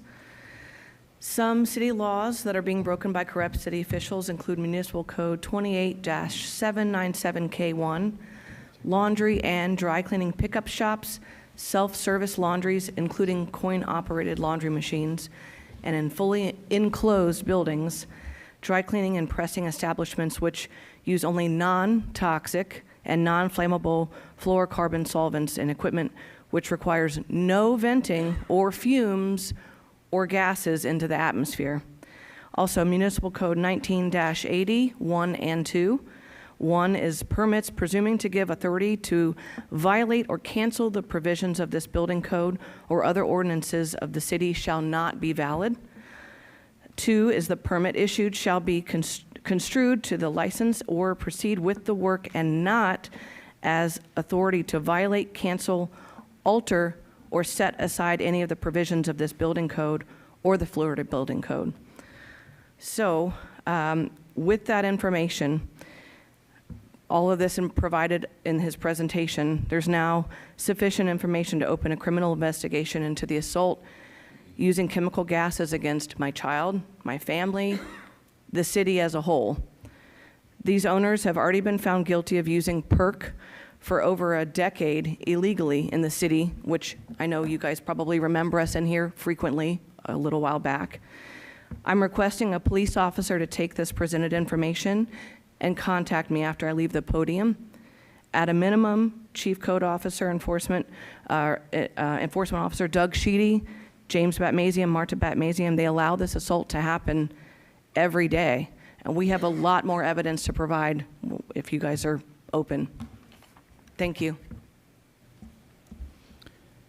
Thank you. I normally wait till the end of public requests, but I know Mr. Myers and Ms. Foreman have a young child here. Mr. Brown, could you just respond? I know we've got new information and just talk about what we'll do. If there's new information provided, we'll follow up on that and follow up in the normal course of code enforcement. All right, and I know we have what we just saw tonight. So, Right. All right, thank you. I'm sorry, the rest of the cards here. Bill Trinka, and then Joe Magis, and then Steve Temsky. I have a bit to go over. Roxanne is going to hand out some leaflets to the council and city manager, please. My name is Bill Trinka, long-term resident, 55 years, lived in this city. Just wait a minute, Mr. Trinka. Thanks. And anyone else who has things to hand, we'll take them from the clerk's office that way. You have one? I think we'll need that. Right?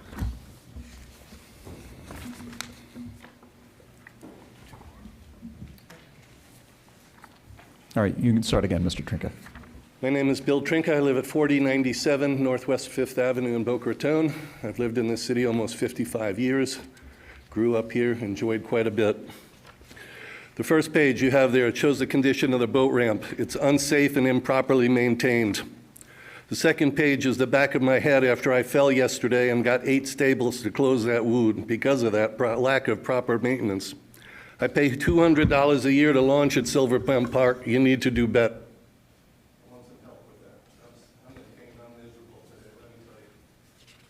Number 2, the nonsense about changing the flag needs to go away. For those of us that have spent our lives here, leave a little bit of Boca here for us, okay? The third page is a letter I received on October 22nd of last year and led to hours of upset and lost sleep. It seemed innocuous enough, like maybe the city would be adding a median or a turn lane. It was so innocuous, I'd lay odds that not all 4 of the property owners that received that letter even bothered to come out for a meeting. Mr. Trinka, can you make sure your microphone's on? I'll speak closer. Press the button so that the light comes on. Okay. Yeah, thank you. When I got to that meeting, I was told they were looking to close off Northwest 28th Street crossing and put my property on a dead-end street.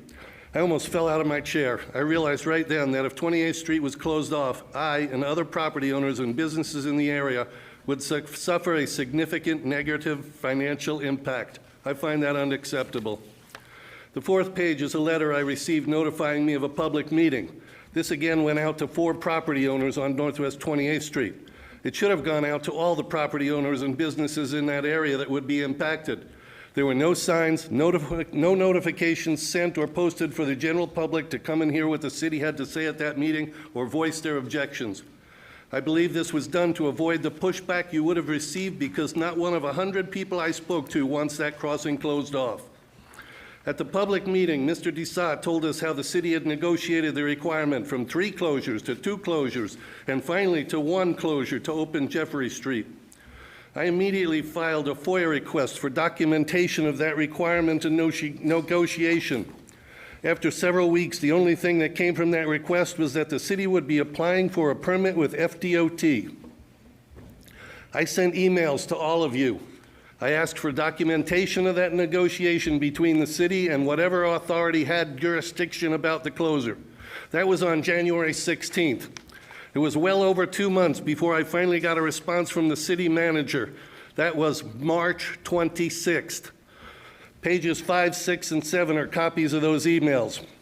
I sent a request out to everyone I could think of, including FEC, FDOT, and all our state representatives. Sadly, I received little response. The only thing I could find related to the closure is included in the email. It was FDOT section 1457012. There it has a possible closing as one of the things to be considered to open a new crossing. It is not a requirement. Please read that page. It's the last one in the stack. After additional emails, George and Scott responded they disagreed with me but did not provide anything that relates to who the city negotiated with or what document contains the rule about multiple closings. I filed an additional FOIA request on March 28th and have not received any response. This whole thing has been terribly disappointing. I know you want to open Jeffrey Street. It's been talked about for 70 years, so it's not like it needs to be done immediately. We need to do some serious negotiation. I believe that you're really trying to slide this thing through without public knowledge. People will look to cross 28th Street as usual, show up there and find it closed and have to use Spanish River Boulevard or Northwest 20th Street. That'll cause further traffic and delay. At this point, I have to believe there is no requirement for the closing of 28th Street, or you would have provided me those documents months ago. You, as our representatives, need to take another look at dividing the city in half at 28th Street at a time when we are experiencing explosive population growth and increased traffic in the downtown area. This is especially important that you slow down, take another look at this situation, because apparently there is no documentation and no regulation that actually requires this closing. Thank you. Wishing you a speedy recovery, Mr. Trinko. We'll deal with that separately, but I'm sorry to hear of the injury. Joe Magis?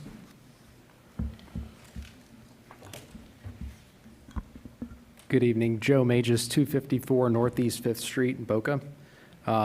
I'm here on an item tonight that's, quote, not a must-have for the city, but something to consider, of course, in regards to the proposed flag redesign that was announced on March 31st, along with a group of residents that deeply care about our city. And everybody's spoken to issues tonight that deserve valid recognition, to Bill's point and everybody else's. Council has stated they're seeking input on 7 flag designs that are proposed by NAVA, an NGO out of Boston, which claims to be the world's largest organization of flag enthusiasts and experts. According to NAVA and Mayor Singer, Boca Raton has failed to meet the, quote, high standards of flag design due to the fact the city seal was present, in addition to concerns about a lack of simple, meaningful symbolism and the fact that the flag cannot be read from a distance. A few comments. First, what authority are we vesting in NAVA to dictate what our flag looks like? Second of all of these issues that have been raised are actually non-issues. First, the state of Florida, the 3rd most populous state in the country, has a seal on the flag. That's not an issue. It can't be that big of a problem. Second, our flag is absolutely symbolic, as noted by Mayor Singer on December 9th. You have the green for the parks and the blue for the water, so, that's something there. Third, the issue of the flag being able to read was cited as being an issue hundreds of years ago for ships. It's not an issue now in the age of digital navigation and GPS. So, quite frankly, the stated goals of a fresh, inspiring design that show a sense of community and identity are not met whatsoever. And if anything, the proposed designs only contribute to ambiguity and confusion by failing to represent the city of Boca Raton, its history, and its residents. And we talk a lot about history. We're in our 100th year. We should focus more on that now than ever. And our questions are pretty simple. Why is this important and why now? It's clearly not what the citizens want. And the March 31st Facebook post that you guys put out, which most people actually took as an April Fool's joke, there were 262 comments. All but 3 were in complete opposition to the flag. In response to one question questioning whether the city would listen to what people were saying, the city responded, quote, "Yes, the city of Boca Raton does monitor this thread, and we appreciate hearing from our residents. Your feedback is valuable, and we are taking this information under consideration." Our message is simple. Enough. Enough of the madness, enough of the distractions, and enough wasting taxpayer dollars. Let's focus on solving the real problems that I've been up here before talking about. We have crime, we have homelessness, we have traffic, we have overdevelopment, and they're rampant and out of control. And we're going to sit here and talk about, let's put a new flag that honestly looks terrible. Just to be quite honest, it looks horrible. All 5 of you, I appreciate the fact that you asked on December 9th for public comment and you encouraged it. Well, we're all here, we're listening, and we hope you're listening too. Thank you. Steve Temsky? Mr. Temsky? I'm going to try my best. Pedro Delfino? Oh, Mr. Temsky? Are you Mr. Temsky? Yes, please come on up. Then after you, Pedro Delfino and Stuart Thorne.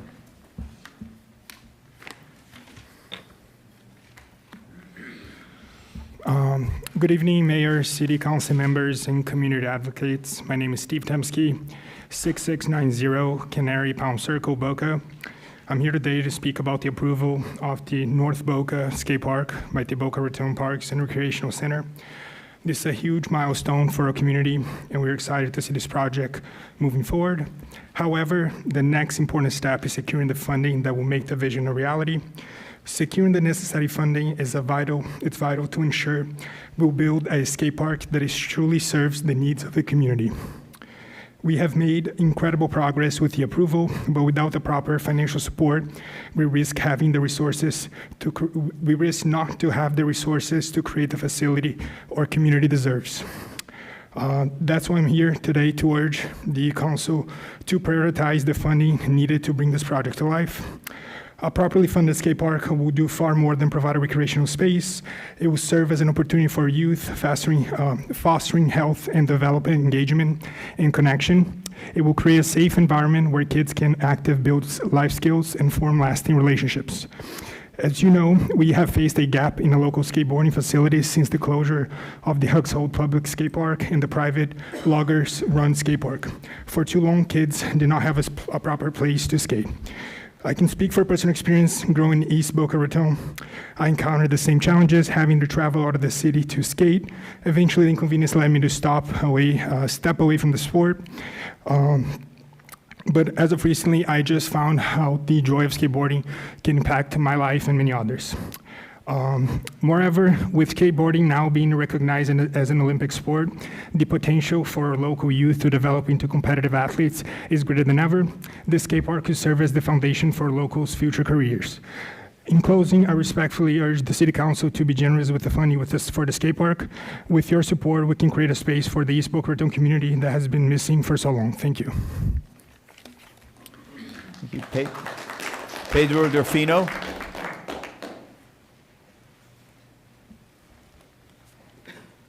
Hi, good evening, Mayor and distinguished council members. My name is Pedro Delfino. I live in 2371 Northwest 30th Street in Boca Raton.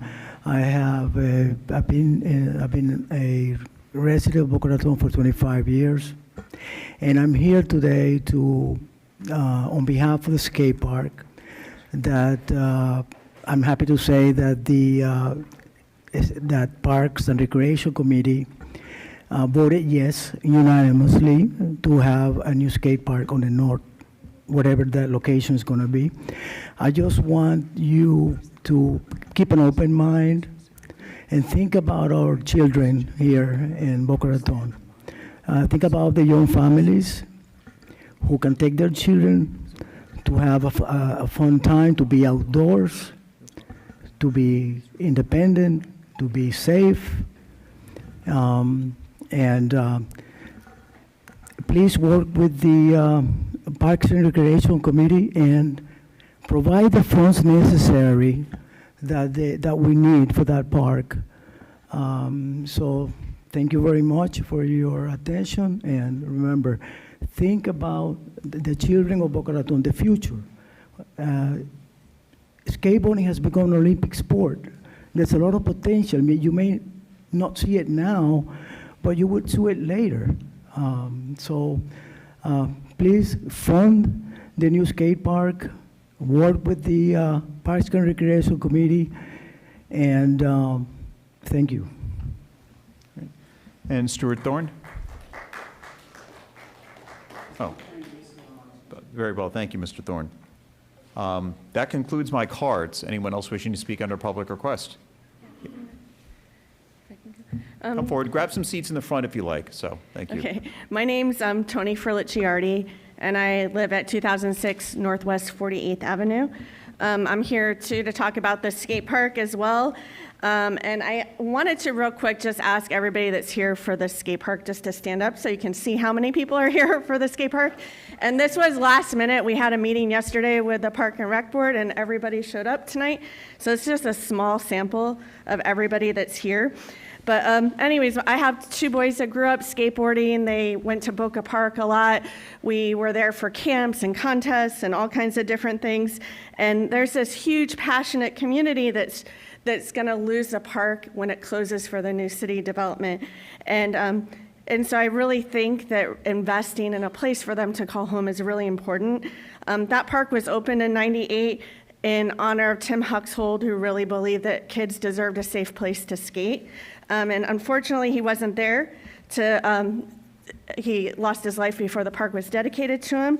But now with that park closing, you're erasing possibly a legacy of this guy that really did a huge impact for a lot of kids. I know the Delfinos grew up skateboarding there.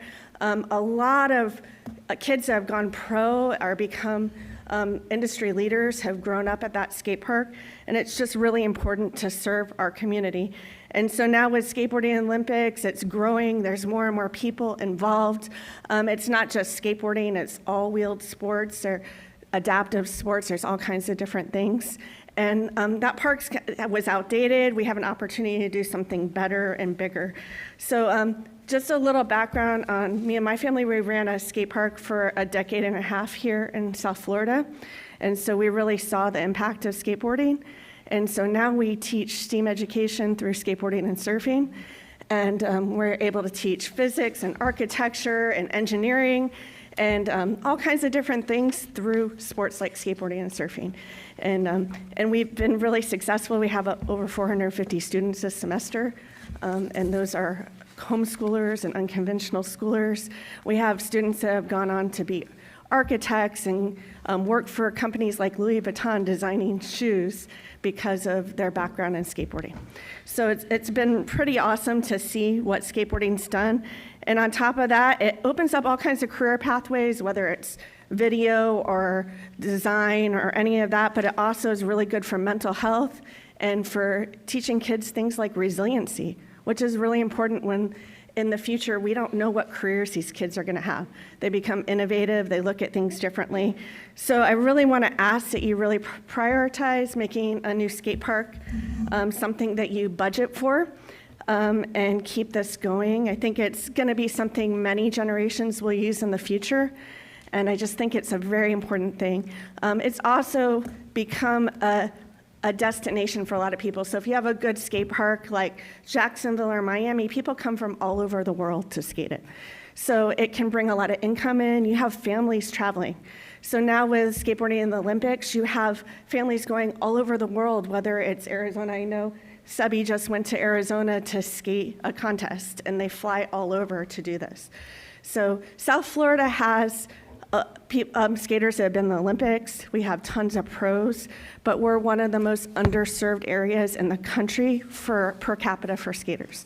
So it's really important that they have a place to go that's safe, free, and accessible for everybody. So I just really ask that you think about that. All right, thank you. Thank Before you. you go, hold Yes. on. If you'll stand there, I have Mr. a question. Mayor, I have a question too. All right, thank you. First, thank you for coming out. We have tried to reiterate that we have plans for our skate park. As Mr. Brown said earlier today at North Park, we understand it's important. One thing I was asking Mr. Brown before, I'm not aware of what the Beach and Park District said last night. Could you or anyone else who has information, was referenced earlier that there's a funding shortfall? Was there some specific number or shortfall discussed, or they're just talking about generally? So just generally, we're asking for funding for it. I mean, they built Lot 11 in Miami about 7 years ago now, and at the time, with a lot of people donating their time and funding, it cost $3 million. They just built the Jacksonville Park underneath the causeway in Jacksonville. That cost $7 million. And the good thing is it's concrete. There's lots of longevity. The design's very different than it was in 1998. So it has multiple uses for multiple sports. We go to meetings over and over again, and everybody's adding more pickleball courts, but there's no skate parks for these kids. And if they are, they're prefabbed or designed by playground companies and not skateboarders. And so it's a big joke, but we say that no skate park's better than a bad skate park.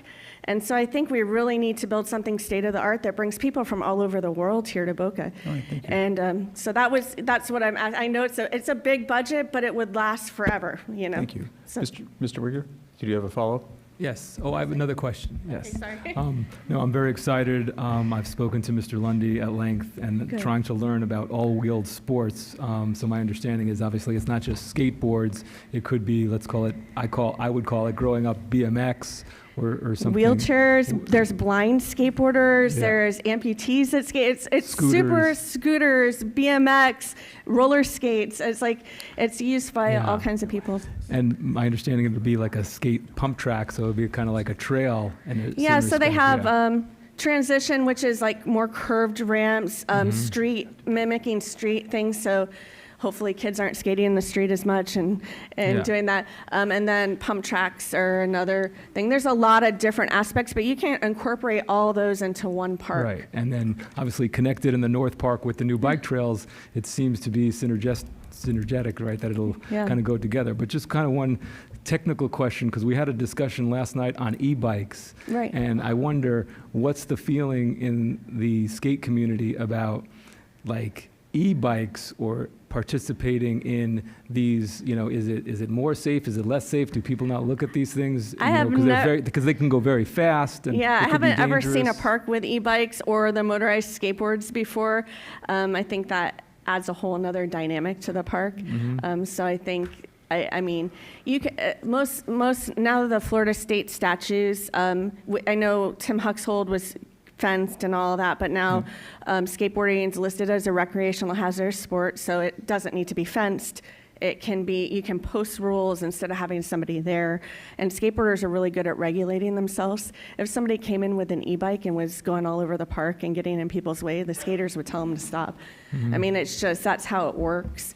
But we're super fortunate that Florida is one of those states. So if you get hurt skateboarding on public property, the city can't get in trouble for it. It's listed as an at-risk sport. It's like riding your bike through the city. Thank you. Thank you. Appreciate it. Anyone else? All right.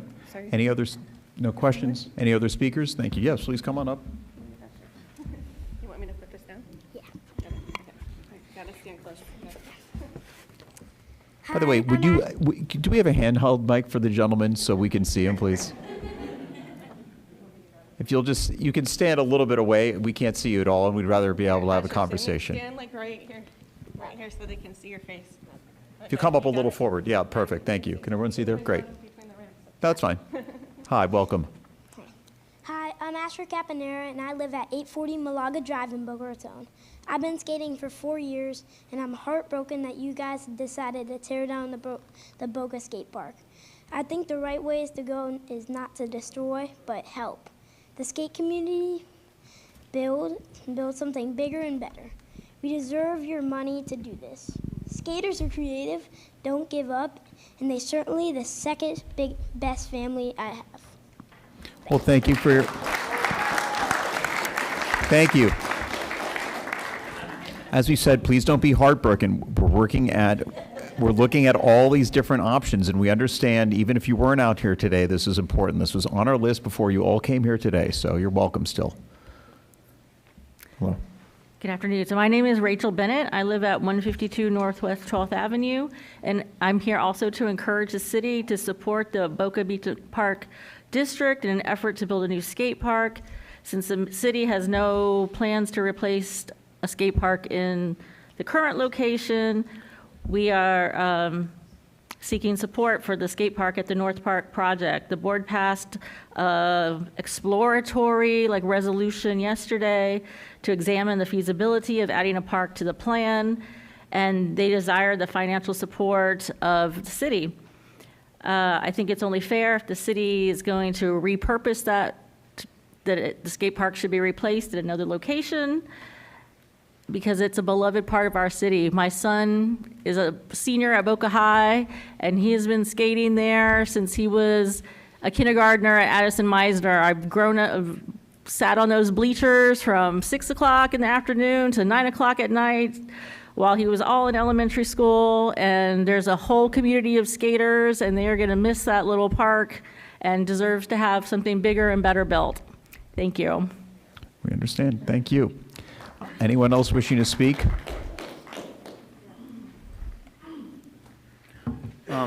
David Ferrari, 1052 Southwest 17th Street. I'm mostly here just to give support for North Park funding. I think it's pretty important that we look, this is just from the Sun Sentinel article from 1999 when Tim Huxhold first opened. A quote, he thought the city should offer an option for kids that didn't fit the typical athlete mold. He heard about kids who hung out without a good place to skate or skateboard, and he wanted to make sure they had a place to enjoy the sport and not get hurt. And I'd ask if we're going to consider tearing down Tim Huxhold and possibly not replace it, allocate the funding for a new, vital free skate park, then I think we'd necessarily be wondering what's changed. Do we think nowadays maybe it's okay for children to be unsupervised and unhelmeted and risk being skateboarding in front of cars? Because I think denying them a skate park that is open to the public will lead to that. Thank you. Thank you. You don't have to worry about the hypothetical, Mr. Ferrari. We have said that we want to see one, so. And please tell your other friends that you're giving us information here, but we're working on it, yes. Hi, my name is Evan Bennett, and I live at 152 Northwest 12th Avenue, and I want to echo in some ways what my wife has said. I do want to add how important this could be to the city. We were really disappointed. A little over a year ago, we all met at the library to hear about the first plans for what was going to be built downtown, and there were a lot of people from the tennis community and a lot of people from the skateboard community who showed up and expressed support for this. We were really disappointed when most of that downtown plan the downtown plan did not include any of that, not only because we were going to miss the skate park, we felt like it was a bad move by Boca to simply turn things over to hotels and apartments and leave little recreational space. I've put thousands of miles on my car driving to skate parks all over Florida to support my son in skateboarding, and we've seen the economic value of those things to these cities. Jacksonville's been mentioned, but I'd encourage you to go to Jacksonville Beach or West Melbourne or any number of cities here in South Florida that are in Florida throughout the state that have these parks. They don't bring just the kids in the neighborhood. They bring people from all over who will spend at the hotels, who will do that. So if you want to view it as an economic tool, that's great. I'd also encourage you to view it this way. The city didn't make a plan for building another skate park, and it appears that the Beach and Parks District is going to help you by providing tennis courts and other spaces. The skate park should be part of that, and if you simply fund them with what they need, they'll run with that to encourage that. And that, if you want to think of it as taking it out of your hands to let them worry with the details, then look at it that way, and it's money well spent on your part. So, thank you. All right. Further comment? Ms. King. Mr. Casado, if you want to speak, just come on up now. Thank you. Go ahead, Ms. King. Welcome. Hi, my name is Diane King, and my address is protected under State Statute 119.071. I've lived in Boca Raton since 1958, attended elementary and high school here, and was very blessed to be able to work for the city of Boca Raton for many years. I'm here tonight to speak against the change in the flag. The city flag is a history of Boca Raton, and I feel it's we're denying its rights. Residents, both full-time and seasonal, know this flag and represent our beautiful city of Boca. With the adoption of a new flag, the flag would be costly and unnecessary city expense to taxpayers because you would have to replace all the flags at city buildings. You have plans for a huge city hall, community center, Memorial Park Field, tennis court. Many residents have fond memories of growing up here in Boca Raton. The flag is the past, and we would like to keep it that way. Please do not replace our flag. Anyone else? Mr. Caicedo? All right. Good afternoon, or good evening. My name is Dave Scrayback. My address is also protected under the same statute that Ms. King said. I did not prepare any comments, but after hearing some of the others, I decided that I would like to get my opinion out there. I'm also against the flag, and it's not because I'm against change. I know Mr. Thompson fairly well, and I don't ever speak bad against the city. I worked for the city for 25 years as a police officer. I know Mr. Brown and several others up here. I don't go against a lot of my friends. They're against all the building. They think that everybody, all they care about is money, and that may be true. But the flag, I don't even care if you changed it, but those designs were absolutely hideous. The fact that they actually made it to the final 7 was embarrassing. Like, I would be embarrassed to wear that on my sleeve as a police officer. And I wore that symbol for 25 years, and I think you'd be better suited if you literally made like a challenge to the youth that get on our tri-rail every day and go to the school, the Dreyfus School up in West Palm. I promise you, we had a police officer for the city of Boca that went there. He could draw far better than that company, and I don't know what you paid them, but we should get our money back because it was appalling. And I ask that you withdraw that proposal and we keep our flag the same, or at least get a design that we could maybe vote on and have it look halfway decent. And with that said, I'll end my comments on the flag. And I just want to say, as a former police officer, that I see all these skateboarders here, and I believe you're going to get it done, but it is very important. We always yell about the kids with being in their phones. One thing we know about the skateboard community, that's not them. They're out there, they're safe in that environment. You take that away from them, they're going to be skateboarding through Meisner Park, parking lots, schools, and that's where they get hurt, and civilians and everybody else get hurt. Thank you for your time. Thank you. Mr. Caicedo.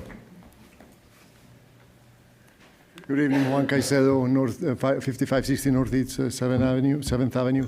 I wasn't planning to speak about this, but as I heard them talking about the skate park, it actually touched my heart because I have 4 kids, of which one of them is already pretty old, but he went to that park for many, many years. I spent endless hours with him in that park, and I think that park should stay in downtown. I think it's part of the living in an urban environment, being able to have your kids in downtown while you go to Meisner Park, or you do whatever you do in downtown, and they're skating in there.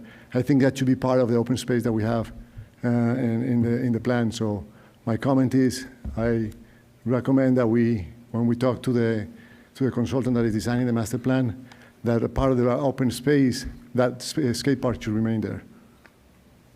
All right, thank you. Anyone? Oh, yes, welcome. No, please, come on. First front. Yes. My name is Karen Hinkson, and I also have an address protected by the Florida State Statute 119. I've lived in Boca Raton pretty much all of my life, since 1958. Went to all the schools here, and so did most of our family. And I just think that's a part of our history. It's the Spaniard ship going into the intercoastal. I mean, that's how we have our name, because that is our symbol. And those other things were really terrible. I just think they weren't, I don't know how they came about them, but I just, please, keep the tradition and the history of Boca and don't change our flag. Okay. I am Paul Nolan, 624 Northeast 3rd Avenue. I was just going to complain about the community center, but I'm going to jump on the flag bandwagon as well. That's the damnedest thing I've ever seen. I mean, that is a very ugly flag. I hope we didn't pay for that. Our flag's nice, it's historic. I mean, on that note, that's hideous, guys. That's bad. So my concern, the main reason I'm here is the community center, the skate park, the ball fields. What does the city gain out of this? So I see condos going up. I live right in town. I see condos going up everywhere, and that's private land owned by private people, and they can sell it and they can build and whatever, as long as they're within code.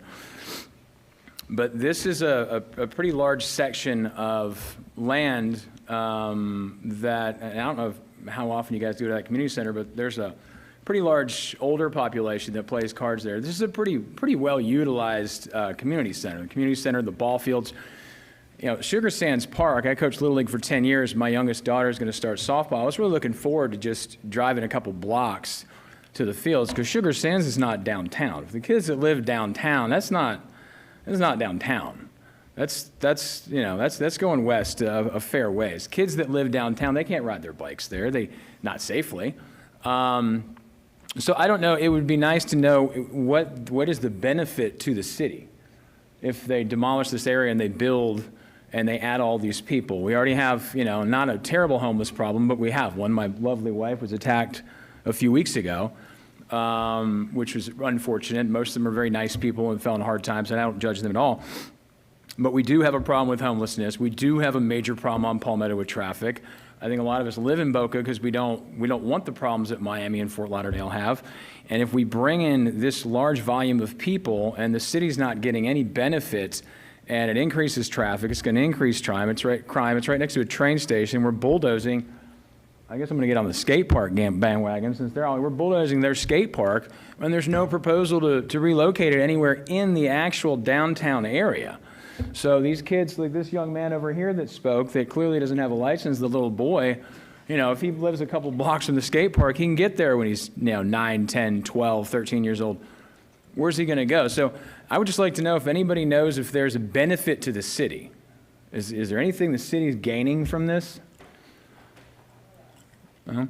So if there is a benefit, or somebody proposed that maybe they put the plans online and they allow people to see, hey, because I want to be objective. I don't just want to come up here and complain, because I'm sure you guys get plenty of that.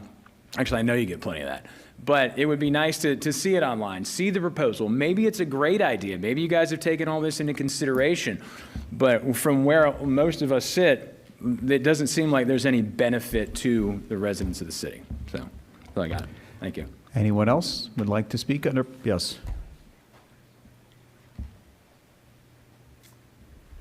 Celia Glasser, 12314 Melrose Way. I actually live West Boca. I'm one of the families that, unfortunately, we lost the West Boca skate park, and I know it was privately owned. I have a skateboarder who doesn't usually look like a skateboarder. She's also a Girl Scout. I have to say that we need a skate park for the kids who aren't really into competitive sports. It's a community of kids and adults that go to a skate park, and they all support each other. They'll look at a 4-year-old, a 7-year-old, a 50-year-old trying to learn a trick or learn a skill, and they all help each other out. It's a community. They need a place to be. I noticed out in West Boca when we lost it, we have a lot of kids out there just cruising around with no place to go and getting up to mischief. A kid who plays baseball can throw a baseball on any field. A kid that's a runner, a track and field runner, can run down the street, and you guys look at them and they're just running down the street. But a skateboarder in a parking lot, they look like they're up to mischief. So I really hope that you actually involve the kids in the designing. Anyone can design a skate park, but a skate park that's designed by kids, that you maybe speak to Surf Skate Science. My kid is part of that program. She's a homeschool kid. That she's really developed confidence, balance. The kids learn a lot of science, and I think involving the skateboarding community would be really beneficial. Thank you. Thank you. And Hello, my name is Elizabeth Gaffney. I live at 10482 Marina Way. I just wanted to introduce myself. Andy, I believe I have interviewed you once. I recently graduated FAU with a bachelor's in journalism. I am now freelancing for the Palm Beach Post. I just wanted to introduce myself if I ever reach out to you guys. So Elizabeth Gaffney, Palm Beach Post freelancer. Please look out for my emails if there's any preferred way that you prefer me to contact you, whether it be phone number or if you'd rather I just walk up to you and talk to you. Please let me know. Everyone deserves everyone prefers to be contacted differently. But also, I'd like to commend everyone who's speaking today. This is exactly what we want to hear at a city council meeting. So that's all, just introducing myself. Thank you. Thank you. I'll suggest, please send us an email with your contact info. That will make it easier. I will. Thank you. Yes, Pastor.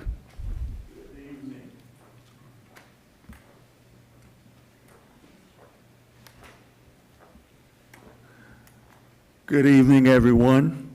Minister Charles Coughlin, 1150 Northwest 13th Street, Boca Raton, Florida, 33486. Three concerns. A gentleman was up here just speaking about the homelessness here in Boca Raton. It has grown dramatically. I work boots on the ground with people like Andy that shows up on Saturday to work with our homeless population, and Mark over there. And we're having an increase that is devastating. What are we going to do about it? When you think about homelessness, a lot of people think about drug addicts and alcoholics, but we got people that's working. A man with 5 kids living in the car, working at a car dealership with his wife because his landlord increased his property by 30%. He can't afford it. And now him and his children are sleeping in their car. That's a concern of mine, and it should be a concern of this whole community. You got veterans that are homeless. I am a 100% disabled American veteran. I know how it is at one point to be homeless. Another concern of mine is a lot of people don't know it, but before Boca Raton became Boca Raton, there was historic Pearl City. We want to try to reserve that area and its historical value. That's a conversation for another day. Lastly, but not least, I live right around the corner from Boca Regional Hospital. I went to their emergency room on several occasions, and sometimes I had to wait 3 or 4 hours trying to see a doctor. There's another emergency room at Boca West, which is about 25 minutes from my home. I think we do need another emergency facility. I just found out that they're wanting to do one right here on Yamada. I think it's necessary. Boca Raton is growing dramatically, and people, especially our elderly, get sick, get in trouble, and they be waiting quite some time to see a doctor. So I'm in favor of the emergency room on Yamada. God bless you. Have a wonderful evening. Anyone else wishing to speak? Yes, sir. Thank you, Minister. Hello, my name is Max Hamus, 1720 Parkside Circle South, and I just want to talk about the skate park. And I have confidence going forward that the new park will be built, but I want to share some additional benefits that are often overlooked. One of these, or most of these, happen actually in the brain of skateboarders. So obviously skateboarding has a great impact on the community, relationships, friendships, but also there are many mental and cognitive developments that happen during skateboarding. There's already a study being conducted in Germany, who I contacted and had a Zoom call with the people running that study, and they have realized that skateboarding has lowered the effects of ADHD in children. So it was a 14-week study, but there are also many other things. One of these being neuroplasticity and neurogenesis. Neuroplasticity is when there's the formation, or not the formation, but the new connections and rewiring of the brain. This helps children and everyone in general become more able to learn quickly and adapt. And I know that you guys are all very interested in the future of Boca and having the smartest children and the brightest future. And neurogenesis is the formation of new neurons in the brain. Now, all of these will help our children become smarter. They will help our children learn quicker. Their brains adapt quicker. And they will also help our children become more competent in schools and, of course, less on their phones. Thank you. Yeah. Anyone else wishing to speak under public request? Last call for public request. If you already spoke, sir, once. Sorry, you get one bite at the apple, sir, but it's okay. You can reach us after the meeting. No. It's okay that you missed us at this lectern now. We have plenty of other times for you to communicate with us. You can send us an email, call us, all the rest. Yes, sir. Hi, thank you for your time, Mayor and the Commission. I'm going to withhold my address from that 119. But just tell us your name, though, please. Marco Smith. Thank you.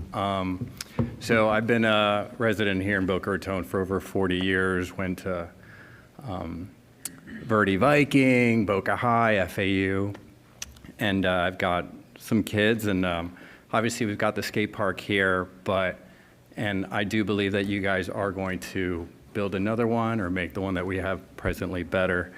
But the condition that it's in, we travel all the way to Miami, Jupiter, Jacksonville to go to those skate parks. So what I'm up here requesting is your funds to make the skate park that hopefully we build here even better. Not better than theirs, because it did take a lot of money. Obviously, you guys heard from Tony.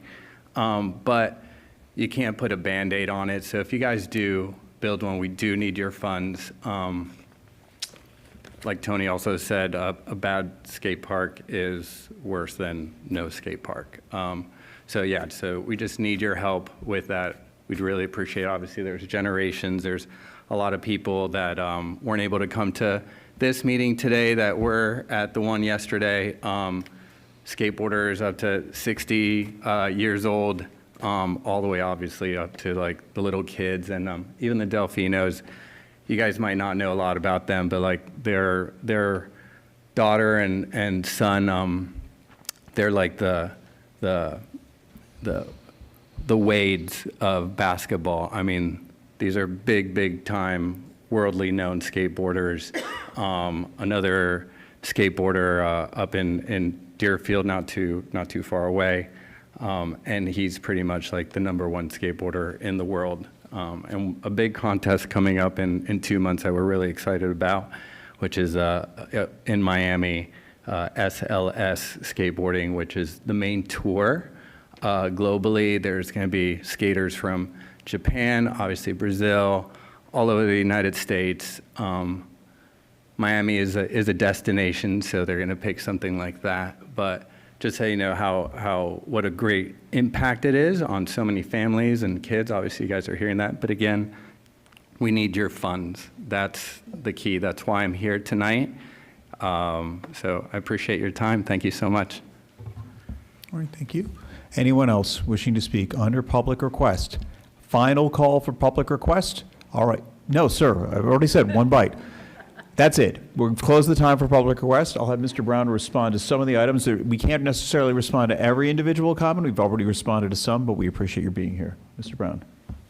First of all, I noticed that the Trinkas have left, but with regard to 28th Street, it is clear to me that the rule that Mr. Trinka was talking about has criteria, and one of those criteria is the requirement for a closure of one or more public railroad highway grade crossings to offset a new crossing.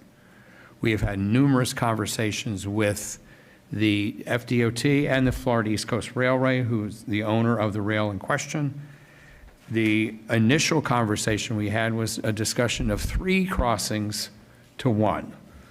It was later 2 crossings to 1, and we were through several months of conversation with FEC and FDOT able to limit it to 1 crossing for 1 opening. So that's the background on that. We were very pleased to hear that the Peach and Park District is considering having a new skate facility at North Park. I had not heard before that they were seriously considering something specific. We had had general discussions about the potential of a skate park replacement at North Park, either on the east side or the west side. It's good that they're talking about the east side. We need to get more detail from them as to what kind of funding support they're looking for from the city. We don't know what that number is right now, and we don't know exactly what the design would be. So it's really in the early stages. I want to make sure that everybody understands that the city has committed to replacement of the skate park. That is part of what we are going to do as part of the redevelopment of our campus for the government center downtown. We will be communicating with them. The mayor made a suggestion that the Parks and Recreation Board should weigh on this as well, and I think that's true. We should have our Parks and Recreation Board, which is an advisory body to the city council, weigh in, as well as as Beach and Park District, which is a separate governmental entity. So we'll work together to come up with a solution, and it sounds like the Beach and Park District has come to the table with a potential solution, so that's a good thing. Let me see. I think I'll turn to you, Mayor, for the other items that you were going to talk about. Thank you. Thank you for joining here. Just on the flag, and I know Mr. May just saw because he watched the meeting, not everyone else has seen it. I proposed this after seeing hundreds of other cities in several states redesign their flags. Just for the record, the cost to the taxpayer so far has been zero. NAV is a nonprofit who volunteered their time. Even the prototype flags that I showed at the meeting, I paid for out of my own pocket. And some of the flags that made the website too were at the suggestion of city staff and an outside consultant who's already been working on branding for us called Merit Mile. We are getting feedback from our website. It is broad-based. It's probably a little more positive than social media, as are most things in real life compared to social media. But we will take in all of that comment. And just as examples, and I needn't show the slides now, and I can if anyone wants to see it, I'll make it available. We'll probably talk about it again. We'll put it up then. I got comments, people expressing incredulity of like when they saw the snapshot on social media. How could that be the city flag? It looks like the flag of Uzbekistan with the same stripes, or Sierra Leone, which it does. Not everyone is as versed in many things about the city as Ms. King, so while you may know it, Ms. King, not all others do. And at the end of this exercise, we'll see what happens. The goal is to get community input and pride in our flag, and if the pride already exists, great, we'll see it. And if people have other ideas, we'll see those too. So it's about community engagement, and there's never a bad time to engage the community, and we appreciate your engagement on skate park and other issues. Any further comments on that? If not, then that concludes public requests. Hold on, let me just get there. We have no introduction of ordinances, and before we get to our quasi-judicial matter, I'm going to suggest that we take a 10-minute recess. Thank you. Oh, please, but you wanted to speak before then. I just wanted you to make one more comment on something that was brought up. One gentleman suggested that we put the plans for the government campus. Oh, thank you. And can you? I meant to say that, yes.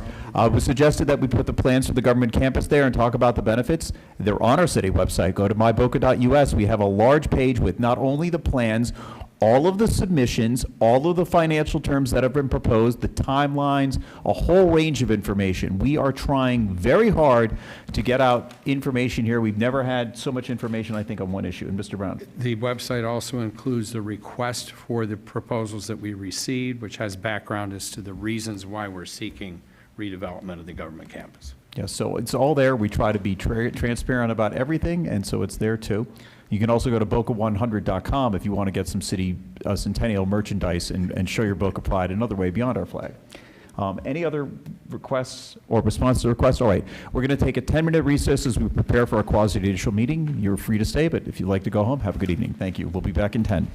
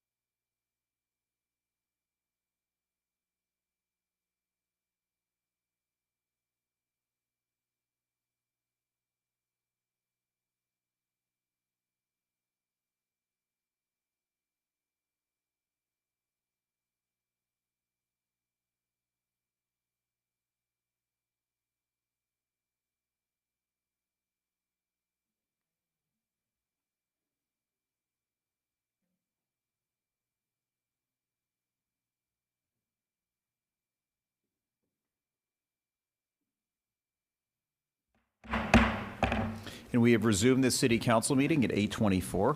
Our next item of business is quasi-judicial public hearings for variances and appeals. And I'll first ask Ms. Siddons to read the title of Resolution 34, 2025, which has been renoticed and continued from the March 18th, 2025 regular meeting. Resolution number 34, 2025. A resolution of the City Council of the City of Boca Raton considering an appeal of the Planning and Zoning Board Resolution number 2025-001, which approved a site plan amendment for an approximately 3.0 acre property generally located at 1001 East Telecom Drive to authorize construction of a 10,860 square foot freestanding emergency room and related site improvements, including 3 technical deviations. 1, from Section 23-190 D2 Code of Ordinances to reduce the required driveway reservoir distance for the westernmost driveway on East Telecom Drive from 25 feet to 13.74 feet.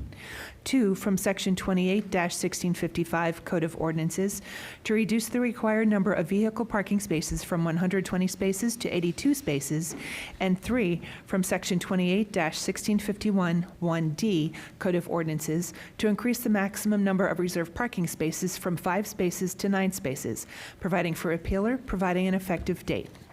All right, thank you. We are now returning to Resolution 34, 2025, involving the appeal of the Planning and Zoning's approval of a site plan amendment and 3 technical deviations for the property located at 1001 East Telecom Drive. This matter was the subject of an extensive quasi-judicial public hearing held on March 18, 2025, and continued into the morning of March 19th, during which both parties presented evidence, testimony, and argument. The hearing was formally closed in the early hours of March 19th, and the council continued the matter for deliberations to this meeting. To assist the council in its deliberations and given the passage of time, the city invited both parties to submit written recaps of their March 18th presentations. Both parties did so, and those documents have been included in the record and distributed in advance of this meeting. The hearing record is ordinarily closed at the conclusion of the public hearing. However, due to the passage of time, the nature of the written recap submissions, and an abundance of caution to ensure due process, we will begin tonight by reopening the public hearing for the limited purpose of allowing brief additional presentations. Each party, including city staff, will be afforded up to 10 minutes to address the council as part of this limited reopening of the public hearing. These presentations will be limited to the representatives of the appellant, the applicant, and city staff. As always, the council retains discretion to determine the relevance of any statements made, to pose questions, and to control the scope and duration of this proceeding in accordance with our quasi-judicial rules. For the record, public comment was received during the March 18th, 2025 hearing in full compliance with all applicable laws. And since the hearing was properly closed and is being reopened tonight only for limited party and staff presentations, no further public comment is required or being taken. I will now ask the city attorney to confirm the quasi-judicial procedures that govern the limited reopening of the public hearing. Thank you, Mayor. Members of the council, again, pursuant to 2-27 of the City Code, each applicant that's requesting approval of relief or other action from the council shall disclose at the continuance of the public hearing any consideration provided or committed directly or on its behalf for an agreement to support or withhold objection to the relief or action requested tonight. A copy and summary of the quasi-judicial rules and procedures governing this procedure is attached to the agenda and can be obtained from the city clerk. Thank you. As a reminder, full ex parte disclosures were made by council members prior to and during the March 18th public hearing. In addition, council members have been asked to provide the city clerk with any written ex parte communications related to this matter. Those written disclosures have already been submitted into the record.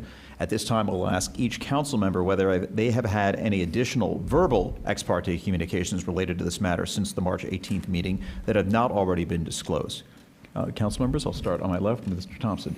I had a discussion last Thursday with Bonnie Missel, counsel for the appellant, regarding the application and their appeal. And aside from the recaps which were written, I believe we heard from Minister Charles Conklin tonight here, not part of the public hearing, but nevertheless related to this application and appeal. I believe that concludes my ex parte disclosures. Thank you for noting that about Minister Conklin. It is also noted for all of us as we all heard it.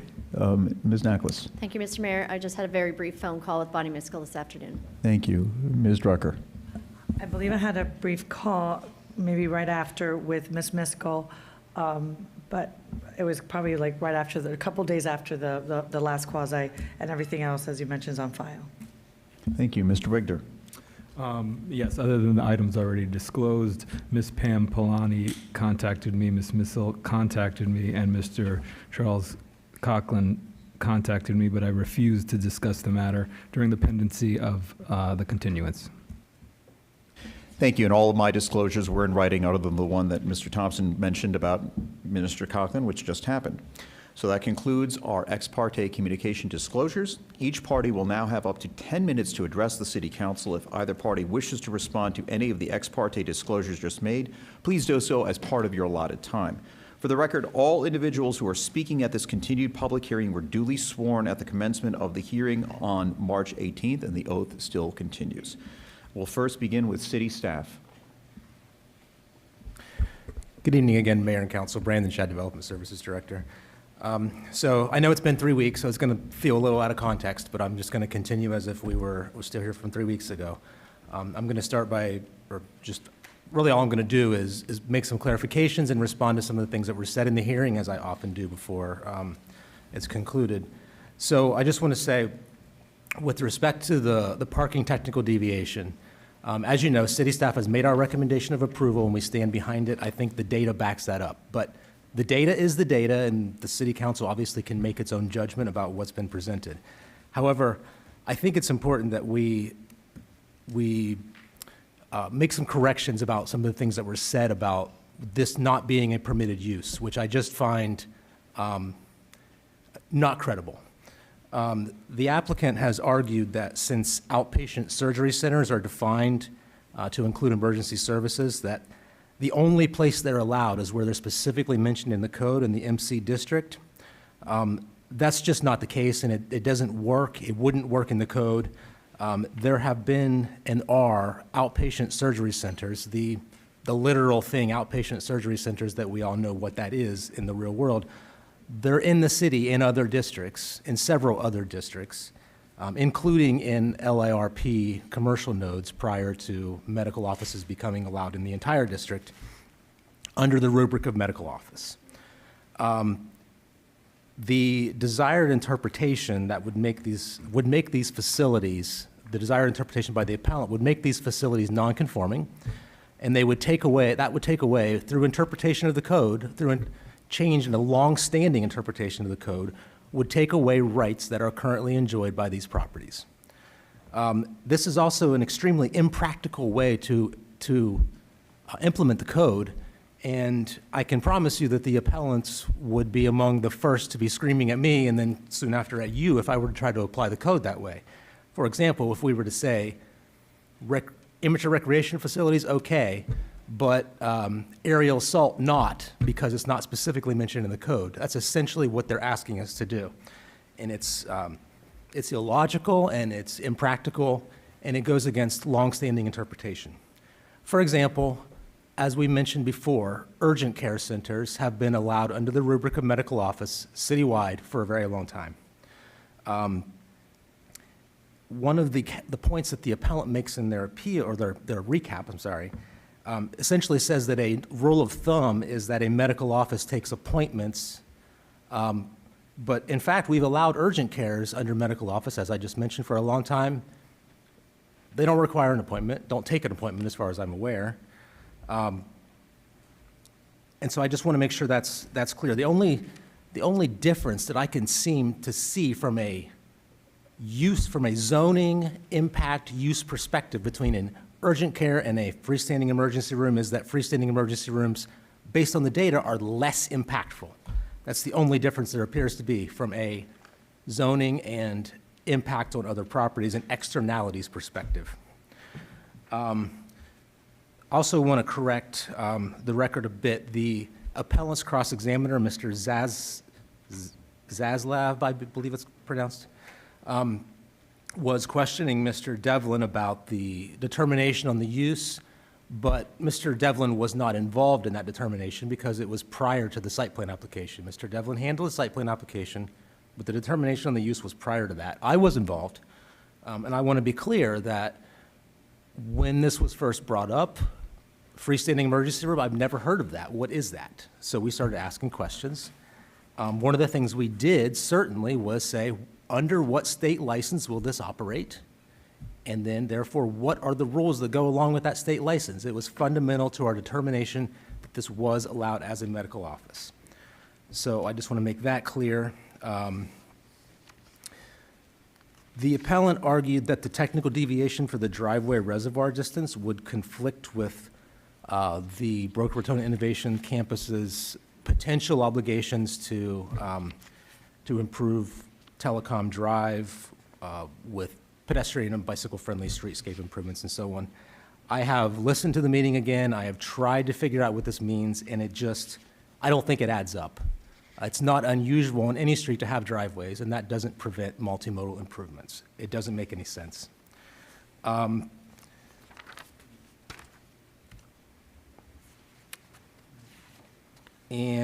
one thing about the applicant's case, the applicant suggested that the only justification for the lower parking requirements in the enhanced mobility ordinance that would apply to the brick property was the Institute of Transportation Engineers Parking Generation Manual. That's not the case. Really fundamental to those lowered parking requirements were the design requirements that come with it that make parking once and walking between places, biking between places, taking the tri-rail, taking other forms of transit, making that practical and possible and convenient. And that was a big part of the justification for those lower parking requirements. So I want to make that clear. I believe that's the bulk or the end of my clarifications, and I would be happy to answer any questions. Thank you. Council members, any questions of staff? All right. Thank you. At this point, we'll invite the appellant to come up for up to 10 minutes.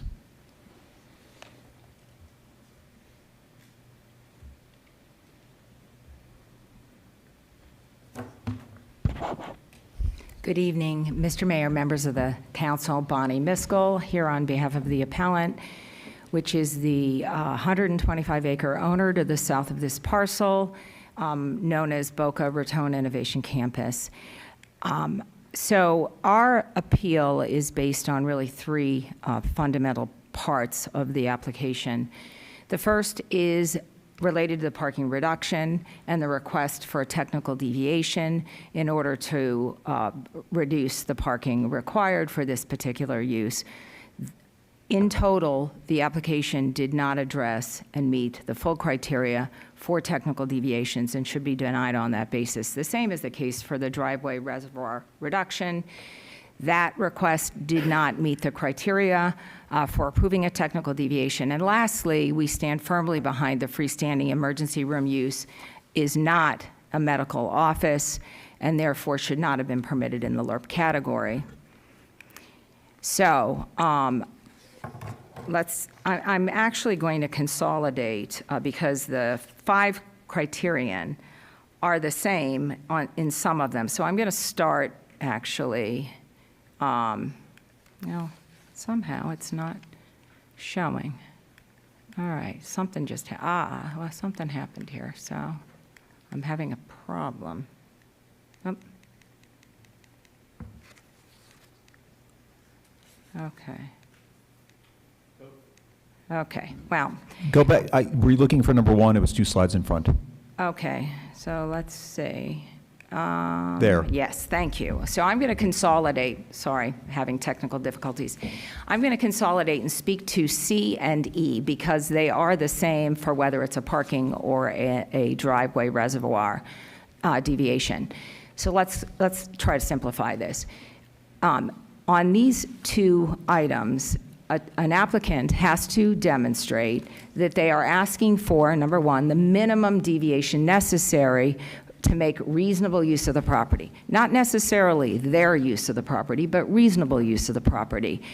If they can, in the case of a parking deviation, if they can reduce the size of the footprint of the building to come up with some additional parking spaces, then they haven't met the minimum. The fact that they wanted a 10,000 plus square foot building is not a basis for getting one approved, but rather, could they have built something? Could they have made reasonable use of the property and provided any more parking or met the parking code? And if the answer is they could have, then they didn't meet C, and they did not meet C. On E, and I'll come back regarding the driveway width, there has to be special and unique conditions which exist, that are not self-created, which are not directly attributable to the actions of the applicant. In this instance, they designed a building and they laid out a building that was a 10,000 plus square foot building. And there was not enough room for them to have met the parking. Now, they may say, well, it was too much parking and we didn't feel we should build parking if we didn't need it. But that's not what the code allows you to do.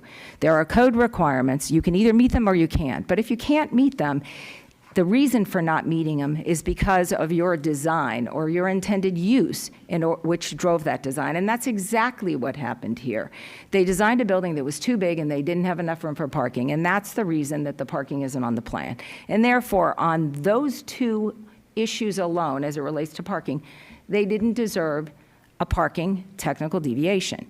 Now, as it relates to the driveway reservoir, could they have reduced the building footprint and moved the parking further away and the intersection conflict further away so that that driveway could be more than 13.6 feet? Of course they could. And if they did shrink the building at all, or if they had shrunk the building but gone up a couple of extra stories, they could have provided more driveway reservoir, which then would at least be able to respond to this criteria. They did not respond to this criteria.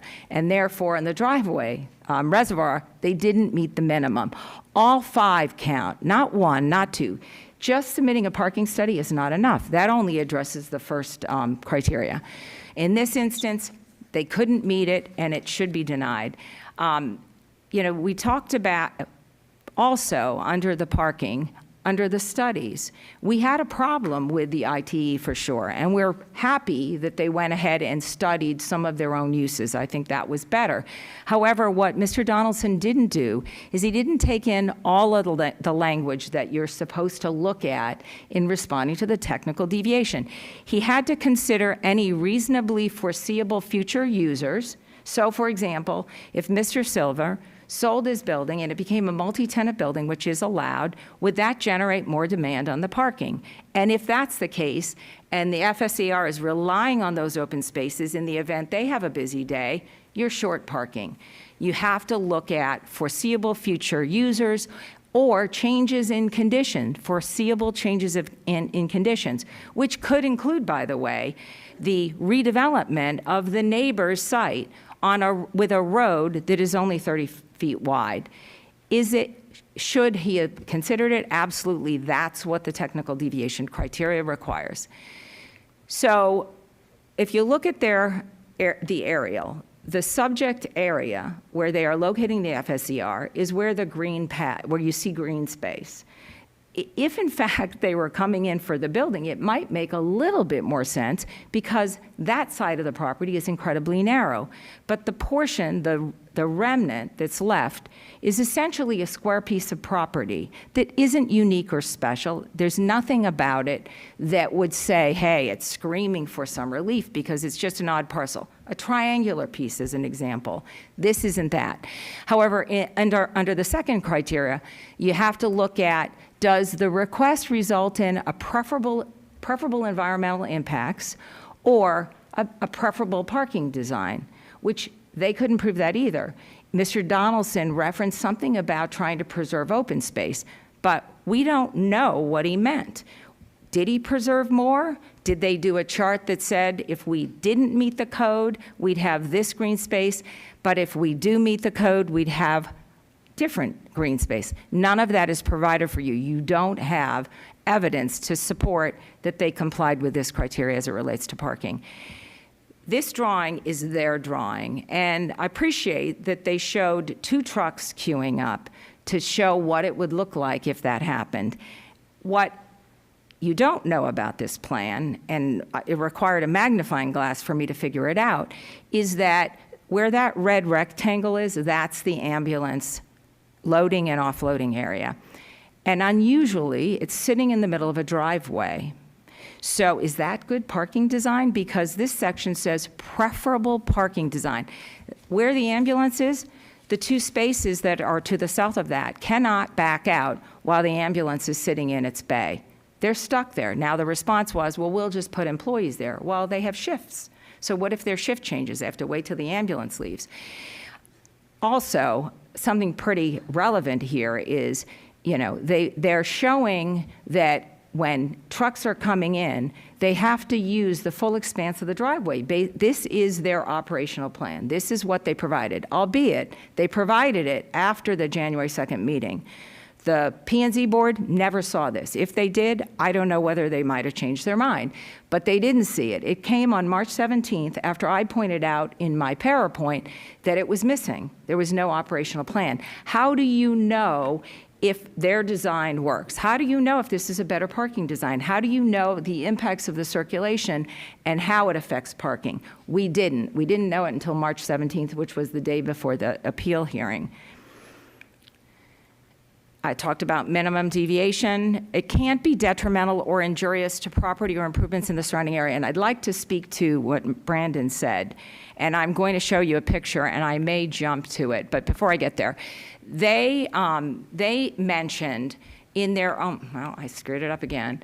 They mentioned, they mentioned in their presentation on January 2nd that they, that they may have 20 to 30 cars in any given day in their parking lot, but there are only 25 spaces there. Now, they're relying again on the neighbor, but if the neighbor's use changes, if it goes to multi-tenant, then there goes their surplus. And what happens to those extra 5 cars? They're not even meeting their own expectations. Let's see if I think I've covered most of these. All right. Well, I'm into, forgive me, I'm not having a good day. And again, not attributable. We talked about that. Oh, nope, I did it again. Okay. Okay, so driveway reservoir. Again, same with the exception that they needed to provide an operational analysis. Your time has elapsed. Please conclude. I will conclude. The two differences on this operational analysis has to be given. It didn't exist on January 2nd. Your P&Z didn't review it. And by the way, the traffic report that you have in your package by your own traffic engineer didn't even speak to it. So the city had no support evidence, and Mr. Donaldson only gave the operational analysis, and we got that the day before the hearing. And then the only other difference relates to preferable environmental impacts or traffic circulation design. And they have an ambulance sitting in the driveway blocking where the driveway short reservoir is. I was going to go into the use, but we've talked about the use ad nauseum. I won't do that, and 10 minutes does go very quickly. Thank you for your attention. We're happy to answer any questions that you may have. Thank you. Are there any questions? Yes, and I'll note that you use an extra 59 seconds, so I will give another minute to the... I hope they don't have technical challenges as I did today. I will give the applicant another minute as well, 59 seconds if we're going to be precise. Mr. Wigder. Thank you. Can you go to the slide? That, I don't know which one it is, but there is a slide that says alternative solutions or alternate solutions. It was before this or something, but you flew through it, so I could not read it. I'm sorry. Right there, stop. Okay. Yeah. All right. Would you like me to explain this, Councilman? Sure. So the applicant's response, as it related to the minimum deviation necessary to make reasonable use of the property, their answer was, the site plan maximizes the available space on the currently constructed site that can be used for parking. Due to the nature of the site, providing additional surface parking or increasing the size of the parking lot is not physically or financially feasible. And so the question you would ask in order to determine whether they asked for the minimum, could they reduce a building footprint to create more on-site parking? I think the answer is yes. Could they construct a parking level and have the building over the parking level, which, as you may know, is all over the city. We've got many buildings that are like that with underground parking. Or reconfigure the site in order to make the parking, or at least increase the parking allocation. Thank you very much. No further questions. Thank you. Any other questions of Ms. Miskell? Thank you, Ms. Miskell. Thank you. We'll now hear from the applicant, and you'll have up to 10 minutes and 59 seconds. Thank you. Thank you.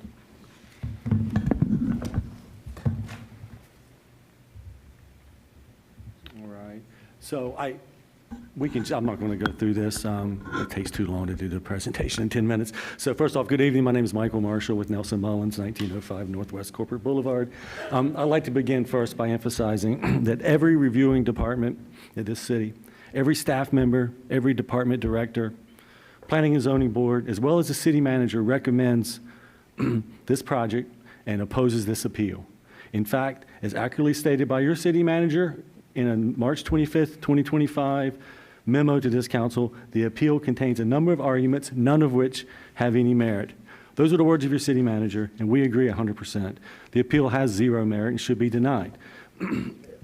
I'd also like to remind everyone what's transpires. This is important. The owner appeared before P&Z and established a prima facie case of code compliance. They presented evidence, ITE data, the opinions, professional opinions and report and analysis of their traffic engineer. They had the staff recommendation of approval with staff analysis. All of that constitutes competent substantial evidence under Florida law. It was presented to the Planning and Zoning Board. The applicant discharged their burden in that regard.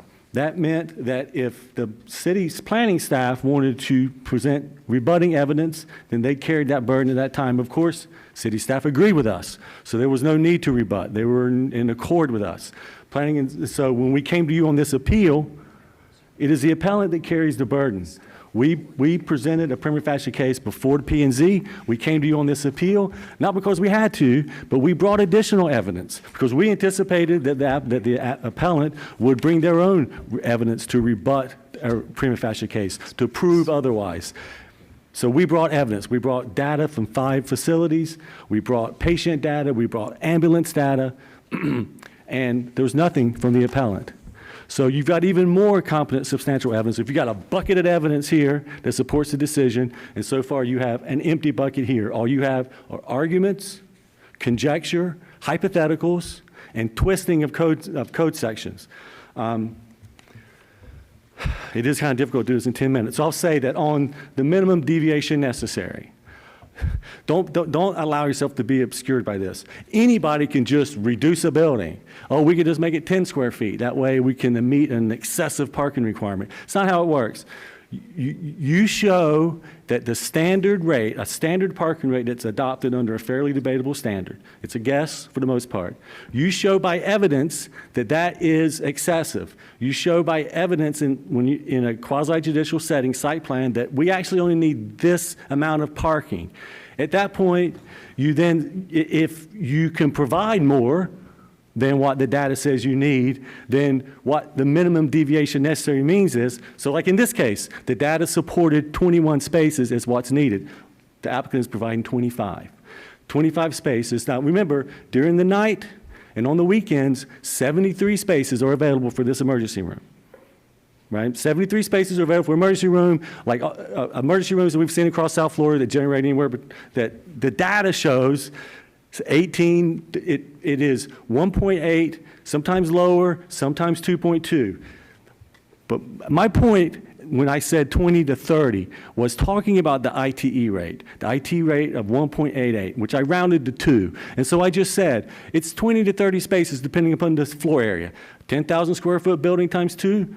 It's simple math. That's 10 times 2, 20. 15,000 square foot building, 15 times 2, that's 30. So they're making so much hay with this, but that was just simple math based on what the ITE rate would require. We presented data that showed that there's actually less demand than what the ITE showed at where we studied. But nonetheless, because during the day when the office requires 57 spaces. And by the way, office is office, whether it's multi-tenanted, whether another office comes in after this one, it's still 57 spaces. They're providing 57 spaces. They weren't seeking relief on the office parking requirement. What was left over during the day is 25 spaces. We didn't ask for a technical deviation for 21. We're providing 25, the minimum necessary. That's how the code sections work. So please don't get obscured with this. So also, I'm going to point out, and even tonight, they're really not challenging the parking data. I mean, they've had weeks now to go out and perform their own studies, and they haven't. Nothing. All they do is just, they haven't even argued anything today about the parking data. So I think that the reason's clear. They know the data's not out there to collect, so they're not going to waste their time collecting it. The question of the use, I think, is a pure legal issue. You've heard that. I just, you know, whatever the council thought they were doing in August, I think is expressed through what they did best. Legislatures are presumed to know what they are doing. And so whenever you all created a definition for outpatient surgery centers, you combined them with emergency care, daycare, voluntary surgery centers. You kept it at the same parking requirement that was before, which we had a request for a technical deviation from. Staff told you in that memo that outpatient surgery centers would be approved as medical offices. So if there's this amorphous intent or some policy that's floating out there that's informal, wasn't adopted, in that moment when staff, if you all thought otherwise, staff is telling you it's a medical office. If you thought otherwise, you would have amended the code to address the uses in LURP, particularly the list of prohibited uses. LURP has a list of prohibited uses, and it says no use will be construed to allow the following. Guess what's not in there? Outpatient surgery centers.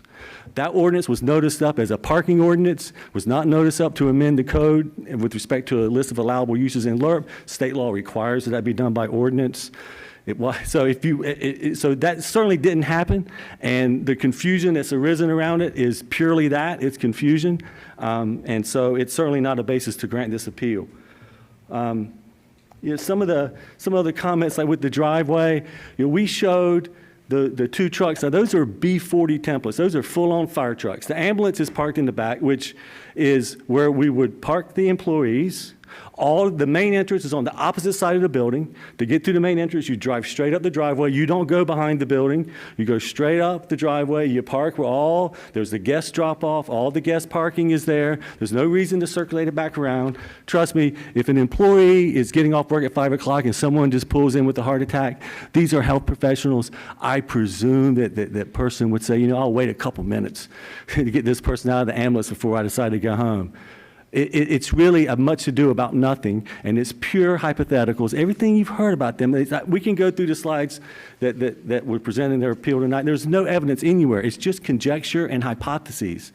There is no evidence whatsoever that rebuts the evidence that the applicant has provided. With respect to the turning, with the truck circulation, this site was a developed site. All of the horizontal development was already done. The driveways and the drive aisles were in place, previously approved, reviewed by staff. So it was already approved to be able to accommodate the truck circulation. There were some modifications to the radii of the driveways. It was slightly changed, but all that was discussed with staff during review.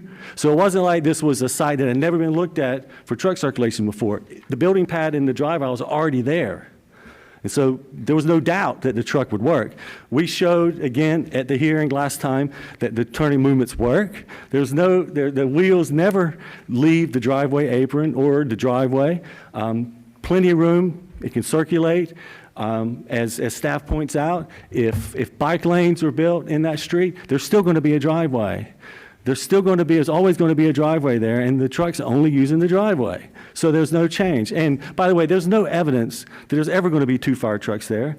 The only evidence that's been presented on emergency vehicles is just ambulances, and we've presented data to you. The HCA has an average of an ambulance a day. Some locations it's less. Locations in Boynton and Stewart, we provided that data for you. It's less than 1 a week.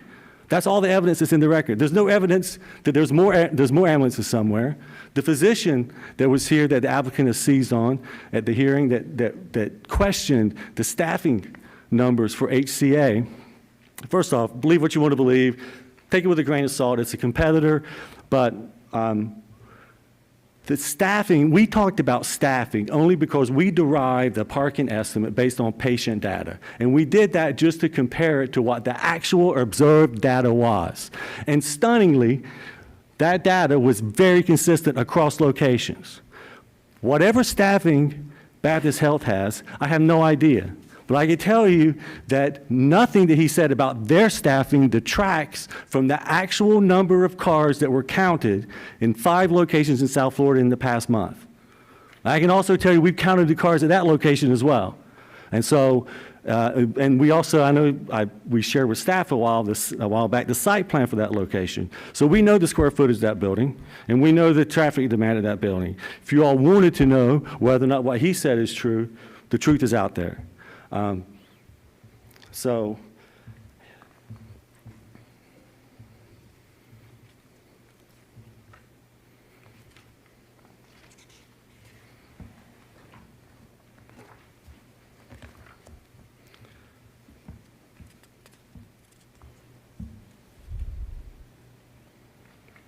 again, I think it just boils down really, the medical office use question I think is pretty clear. You've heard staff's point on it tonight. You've heard we told you it's not a prohibited use, so it would be listed that way in the code. The parking data has not even been rebutted. And we've conclusively demonstrated that the parking rate for these facilities is far lower than voluntary surgery centers, far lower than medical office, lower than urgent care. It is the least intensive parking medical use that we've studied. And as far as the site plan, the driveways, we've shown that it works. If there are little tweaks, if we want to put patient employee parking on the back. 5 seconds, please. Sure. We can add lines on the site plan. Those little things can easily be accommodated. So we ask you again to please deny this appeal and affirm Planning and Zoning Board's proper decision to approve this by right use on this property. Thank you. Thank you. Any questions of the applicant?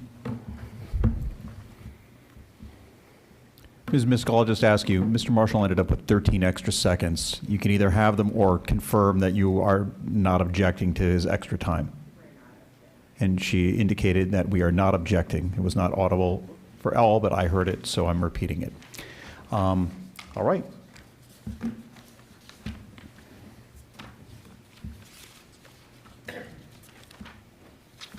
Council members, are there any other questions? Then the public hearing is now formally closed again. And at this point, we would take up a motion to adopt Resolution 34-2025 with one of the following determinations: to affirm the decision of the Planning and Zoning Board and therefore deny the appeal, to affirm the decision of the Planning and Zoning Board with additional modifications, which have to be stated, but denying the appeal, but modifying the site plan, to reverse the decision of the Planning and Zoning Board, thereby granting the appeal and denying the site plan amendment, and to reverse the decision of the Planning and Zoning Board and remand the matter back to the board for further consideration of factors and details which would have to be clearly stated. Council members, what is your pleasure? Mr. Wigder. I move to reverse the Planning and Zoning Board and affirm the appellant. Second. All right. We have a motion that's been seconded to reverse the decision of the Planning and Zoning Board and thereby grant the appeal and deny the site plan amendment. Any discussion? Mr. Thompson. Happy to start. I think between the last hearing and this one, we heard a lot of testimony regarding the need for additional quality medical services in this part of the town. I appreciate that. Good medical care is, I think, welcome in any part of our city, and I'm happy to have additional facilities like this. I also, a lot of times we face this situation in a different context somewhat, where you have an applicant and you have neighbors who are opposing it. And many times this council has over the years encouraged applicants to work with the neighbors to try to come to some good faith resolution of whatever disagreements may exist. And this seems like a situation where something like that could be done. Particularly between two prominent long-term stakeholders in our city. Mr. Marshall paraphrased the X-Files a moment ago. The truth is out there. It would seem to me that a resolution is out there too. Unfortunately, it didn't seem to take place prior to tonight, so it falls to us to have to render a decision on this. And I come down as follows. I think of the issues that were raised in the appeal, the issue that struck me the most was the technical deviation as it related to parking. And I was persuaded by the discussion and the evidence relating to the smallest possible deviation that could still make reasonable use of the property. I do find that it is possible that a smaller deviation could have been possible such that they could still have made a reasonable use of this property. I was also persuaded by the alternate solutions that could have yielded a smaller deviation on this parking requirement, which in my view anyway is a significant deviation based on what our code says. So it's for those reasons that I will, because we're put in this position to have to render a decision like this, that I would vote to grant the appeal and reverse the decision of the Planning and Zoning Board. All right, further conversation, Ms. Naklis. Thank you, Mr. Mayor. So I was able to have one discussion with HCA, and Mr. Marshall was on that Zoom call as well, and I let them know, you know, as a healthcare professional for over 30 years, you're not going to find a better advocate for great healthcare in our city. And when I left that Zoom call, what I left them with was, you need to find a site that fits what you want to build. And their response to me was, no, we want this site. So I too, when Ms. Miskell brought up alternate solutions, such as reducing the building footprint, I mean, I think that is something that could be looked at, and yes, there is a resolution that could be found. I agree that there's no special and unique conditions that exist, and I think a 32% reduction in parking is not warranted. We set this policy back in August, and we expect staff to follow it. And at the P&Z meeting now, which I've watched several times, it was stated from staff that as far as the office building goes, from the city's point of view, it's still an office building, so if tenants change, we still need to park it for an office. So the current owner and tenant saying that you only use a few spaces, we have to park it for an office, and that is our policy. And then, let's see, Mr. Marshall, you said that the appeal has no merit. I disagree. And I also disagree with trying to discount the testimony of Dr. Evan Goldstein. You know, he was here for many, many, many hours after working, I think, I don't know, 15-hour shift. And I just want to say that I don't believe that that respected physician would put his reputation on the line by saying anything that was untrue at the hearing. So the parking is the issue that I have, and I made that clear with HCA, and that is why I would also support reversing the decision of P&Z, granting the appeal. Very well, thank you. Ms. Drucker. Thank you, everyone, for coming back today. So, you know, we've had a lot of discussion with this topic, and I agree with what has already been said with some of my colleagues. The parking reduction doesn't meet the requirement in that area. I have a little bit of an issue with that driveway reservoir. We had pictures of other properties that HCA owns that had that kind of, I don't know if it's a porta cachet where you would just pull in and you drop the patient and you wouldn't be in the middle of the place. And we had a robust discussion, and Mr. Marshall, I wish you would have been part of that discussion in August when we talked about freestanding, but it was this council's desire to have that separated from permitted use, and that is what we did in this meeting. So if you had been part of that conversation then, maybe we wouldn't be here today. So those are kind of the couple things that come to mind. What I can say is that there is a need for something like this, and I hope that HCA knows that there are other areas in our city that you can put a property like this, if you're not willing to reduce this particular space, where we can welcome you here. So I say that to everyone, that sometimes it doesn't go that way. It doesn't mean that we don't want this. I think there is a need for it. I just think it all comes back to where it is, the site. And I know there are other plenty sites out there. Like Mr. Thompson mentioned, the alternate solutions were very viable, and we always wish when we postpone or we defer or we do anything that we table topics for the parties to work together. In this case, it didn't work out, but because of all those reasons, I'm going to support the appeal to the P&Z. Mr. Wigner. Thank you very much. Yes, I agree with my colleagues completely. I think it was well said. You know, the technical deviation of 40%, I did not feel it was warranted. I do feel that there could be a detrimental kind of aspect to this to the public. As we know, just publicly, when a city ambulance goes to a, goes to a call, they're always accompanied by another vehicle, whether it's a pumper or a ladder or something like that, in case there's additional, resources required. And, in this particular instance, I believe that the driveway, the way that it's set up, and as Ms. Drucker said, the other alternatives with porte cocheres and other things could lead to a more dangerous situation if, God forbid, there's more than one person who needs to be taken there in an ambulance at the same time. Again, heaven forbid. And so certainly I would not want to be in a position where we're creating something that created a more dangerous situation by virtue of the fact that they're trying to drop the people off there. So again, as my colleagues indicated, and the reason why I wanted to go back to that slide of alternate solutions is because that's my understanding. The minimum deviation required doesn't mean that this building must be 10,000 square feet. There is perhaps an opportunity for the project to be slightly smaller and therefore comply. Like my colleague said, we would hope in these situations that the parties will discuss with each other because each party has property rights.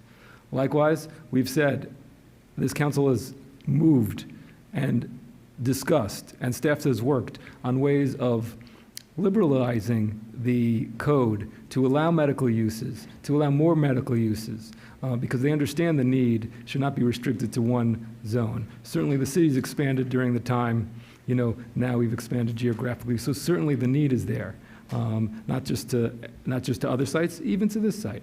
So certainly the need's there, no one's objecting to that. It's the specific application of the code to this site. That's what we're talking about, not the use, in my opinion. It's the technical deviation here that we're talking about. And I feel that there are alternative solutions that could be done here. And for those reasons, I move to reverse. I too will vote to reverse the decision and thereby grant the appeal. I do not believe the criteria for the technical deviations has been satisfied. I respect the efforts of the applicant, the property owner, and those who have spoken in favor of a beneficial use. I don't believe in this particular case the burden has been met. I also respect staff made its determination and recognize that even enlightened minds can disagree. Finally, I will note the minutes from the Planning and Zoning Board meeting reflect that of the four board members who voted yes, 3 nonetheless expressed concerns about parking concerns, and other concerns that we have expressed here today. If there's no further commentary, then Ms. Siddons, please call the roll. Nachlas? Can you just Yes, a clarify, vote please? of yes would be yes to reverse the decision and thereby grant the appeal. A vote of no would be the contrary. Yes. Wigter? Yes. Drucker? Yes. Singer? Yes. Thompson? Yes. Motion passes 5 votes to 0. Thank you. That concludes this matter. We'll pause for a moment because I imagine some people will want to clear the room.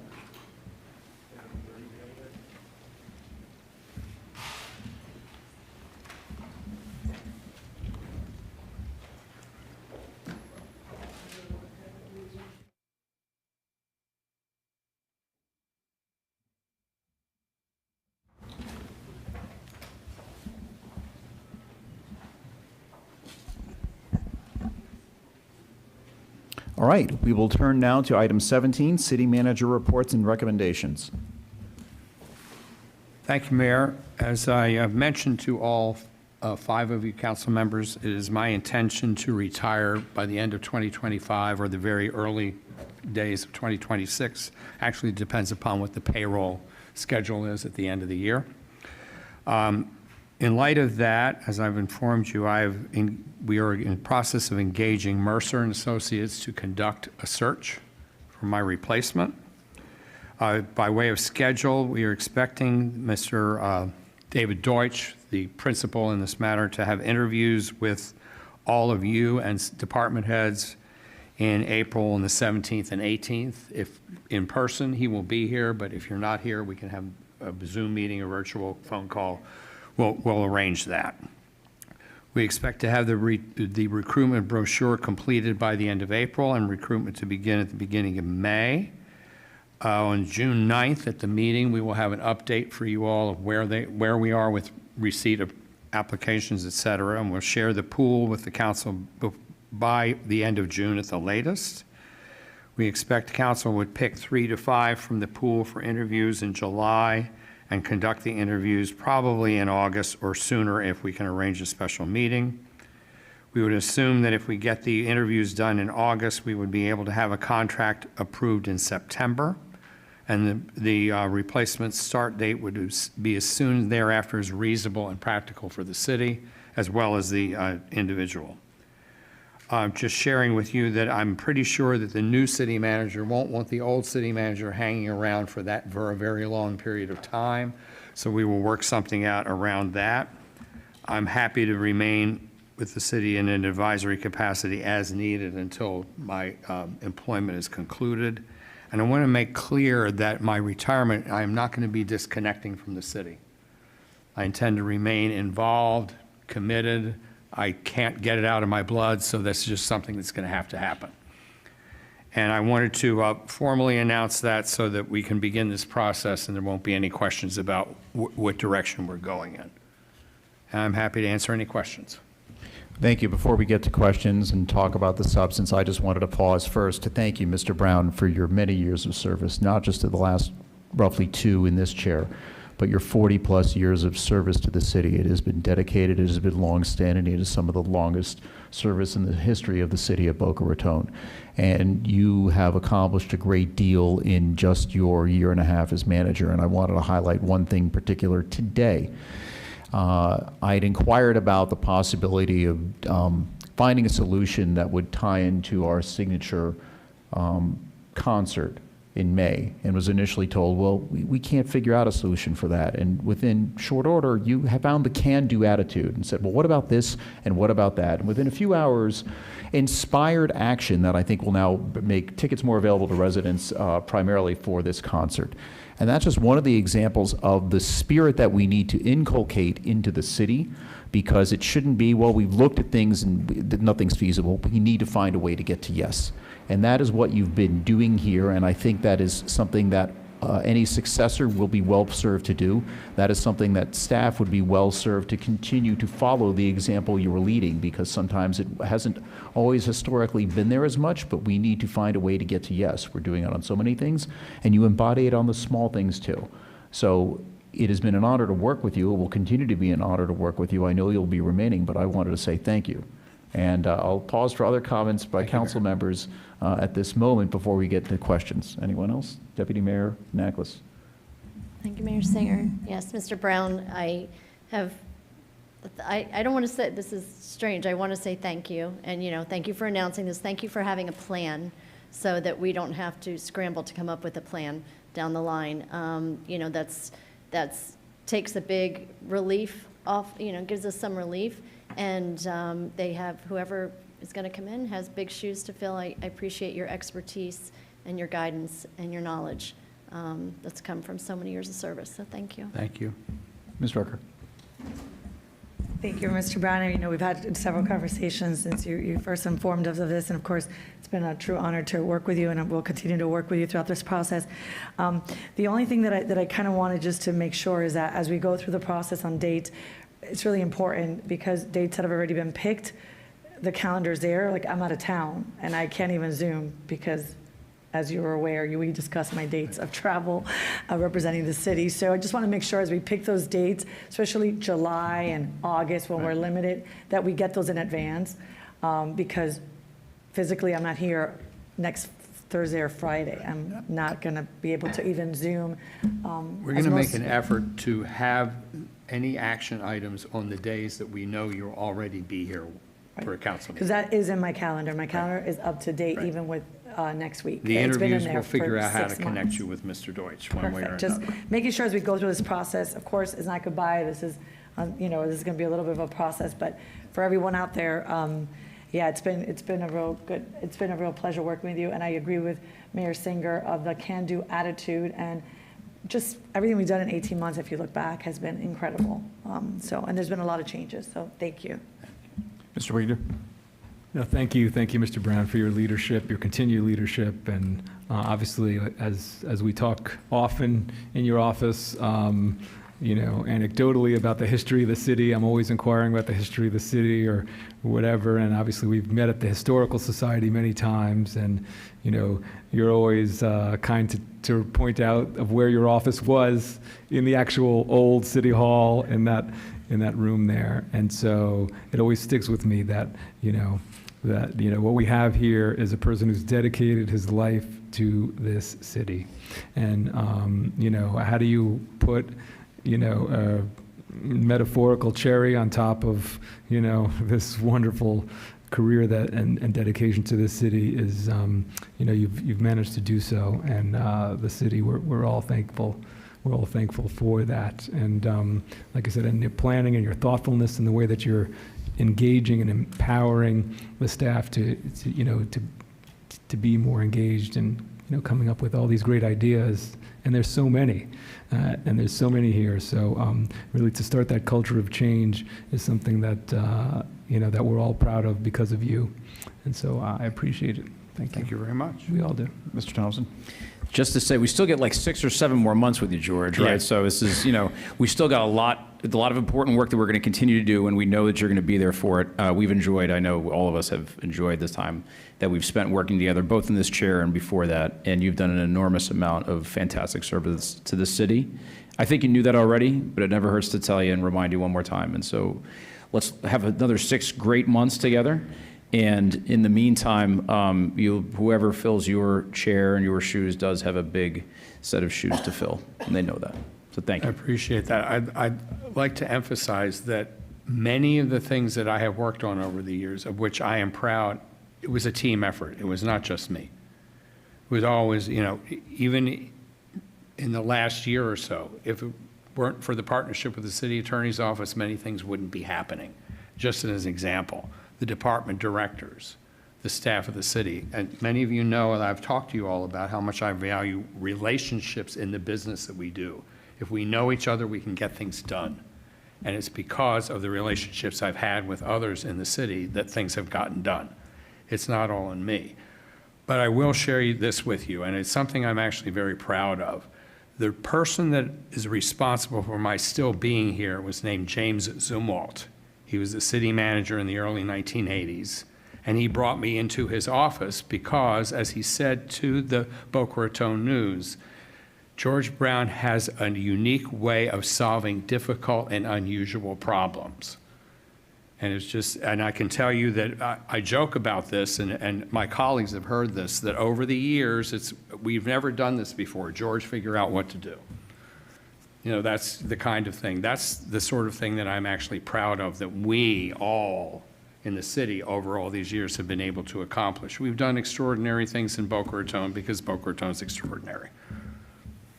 Well, it's the people that are the strength of the city. So thank you for leading the team and hopefully inspiring others as you've continued service and learned from others and worked with city managers, your predecessors before. We appreciate their work too and yours.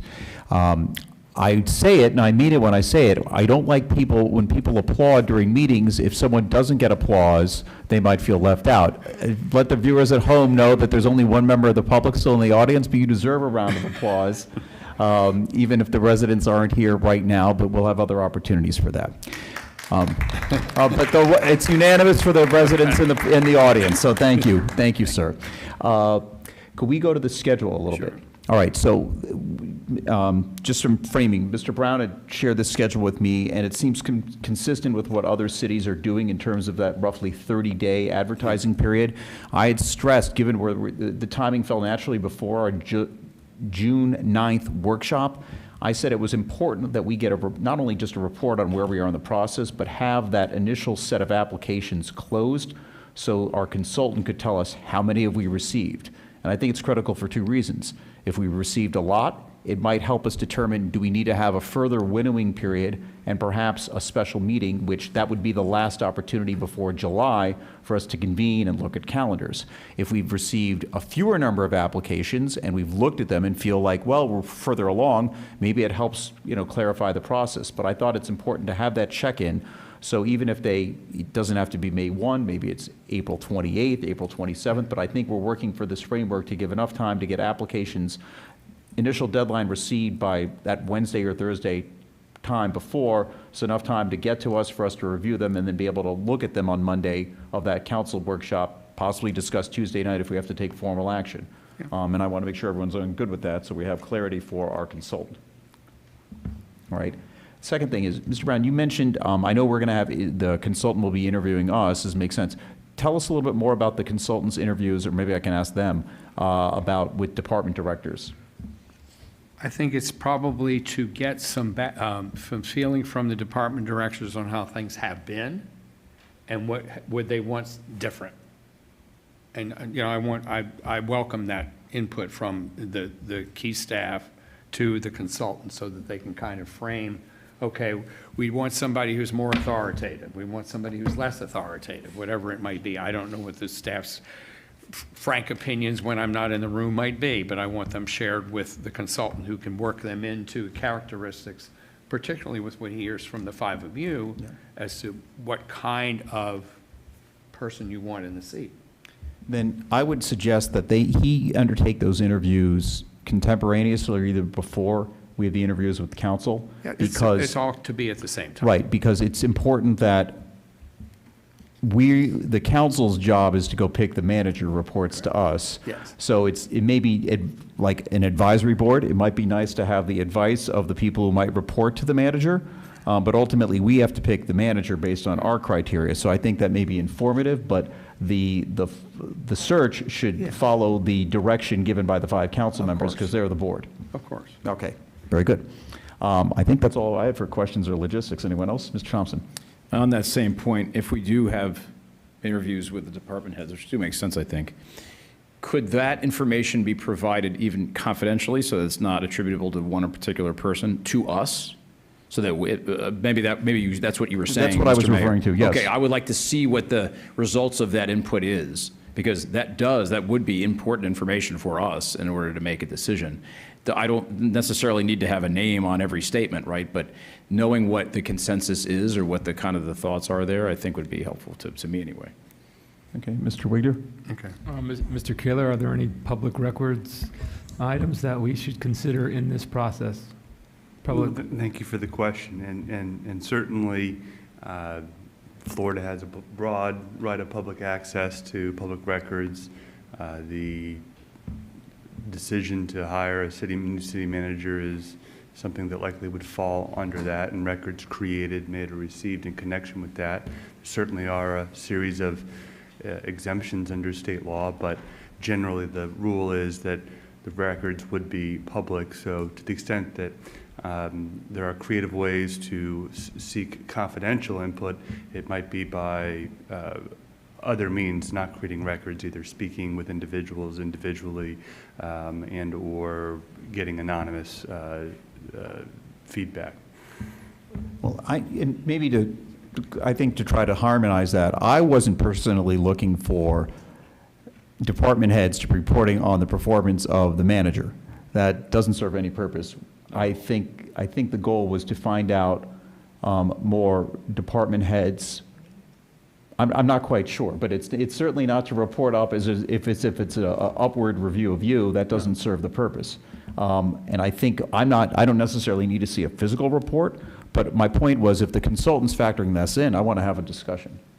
I'm sure that the consultant will be able to advise the council what he learned from speaking to the department directors about what they feel are the desirable characteristics of a city manager in Boca Raton.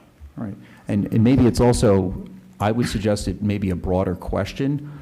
I would frame it more, what would department heads suggest the council consider as part of its search? Because it may not be desirable characteristics. Some people might say, I'd like my boss to be very lenient and not focused on deadlines. I know we wouldn't say that, but I'm just talking like, some people say, I want a boss who leaves me alone and doesn't check in much. That's not, I think, what we want, and that's not what you have done. So maybe it's just a broader question. Mr. Reeder, did you have a comment? Well, yeah, I was saying, in this particular instance, I think our duty is to make the inquiries that we each feel are appropriate. So if we each want to have meetings with department heads or DCMs or ACMs, I think to have those conversations to really get the feeling for what our people think, then I think it's our prerogative. Indeed. Indeed. Ms. Drucker. I guess my only thing with that is, like, the timing. We need to make sure we establish a timing, because you might want to meet with, which is fine, you might meet with 6 people, but like, is a timing thing. And I think it's for everyone. Like, I would like to be able to do my own due diligence. And some of the dates that have been proposed, I'm already affected by, because I'm away on a business trip representing the city, which I lose like 6 days of business here. So again, we need to look at that so I can make sure that I want to talk to certain people, or maybe we don't. So I need to understand the timeline before, and all of that is in my calendar. So whatever days are picked, you guys can see where I'm at, so you could just go right on the calendar. So May I suggest this, because I think I'm always trying to harmonize here. Mr. Brown, I think you can find an opportunity for whatever initial discussion with the consultant, with Ms. Drucker, that works even prior to the 17th. Of course. Okay. And then I think we have time enough. The point is just to be able to have this out on the street, because it flows in a certain way. And I think the timeline Mr. Brown outlined, it's also something the city's considering too. It would time us out the right way for what we've looked at. But I do think it's important that we have the applications out on the street the first 30 days or so, whatever it is, but the feedback by that first week of June, so we can all canvass back in June and get a sense of where we are. Because otherwise, then that keeps us on track, and it makes sure we have pivot points depending on what we have to do and can schedule accordingly. Mr. Wigner?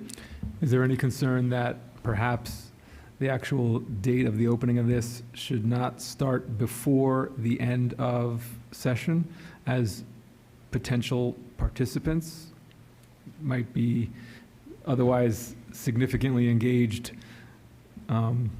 with Tallahassee-related activities?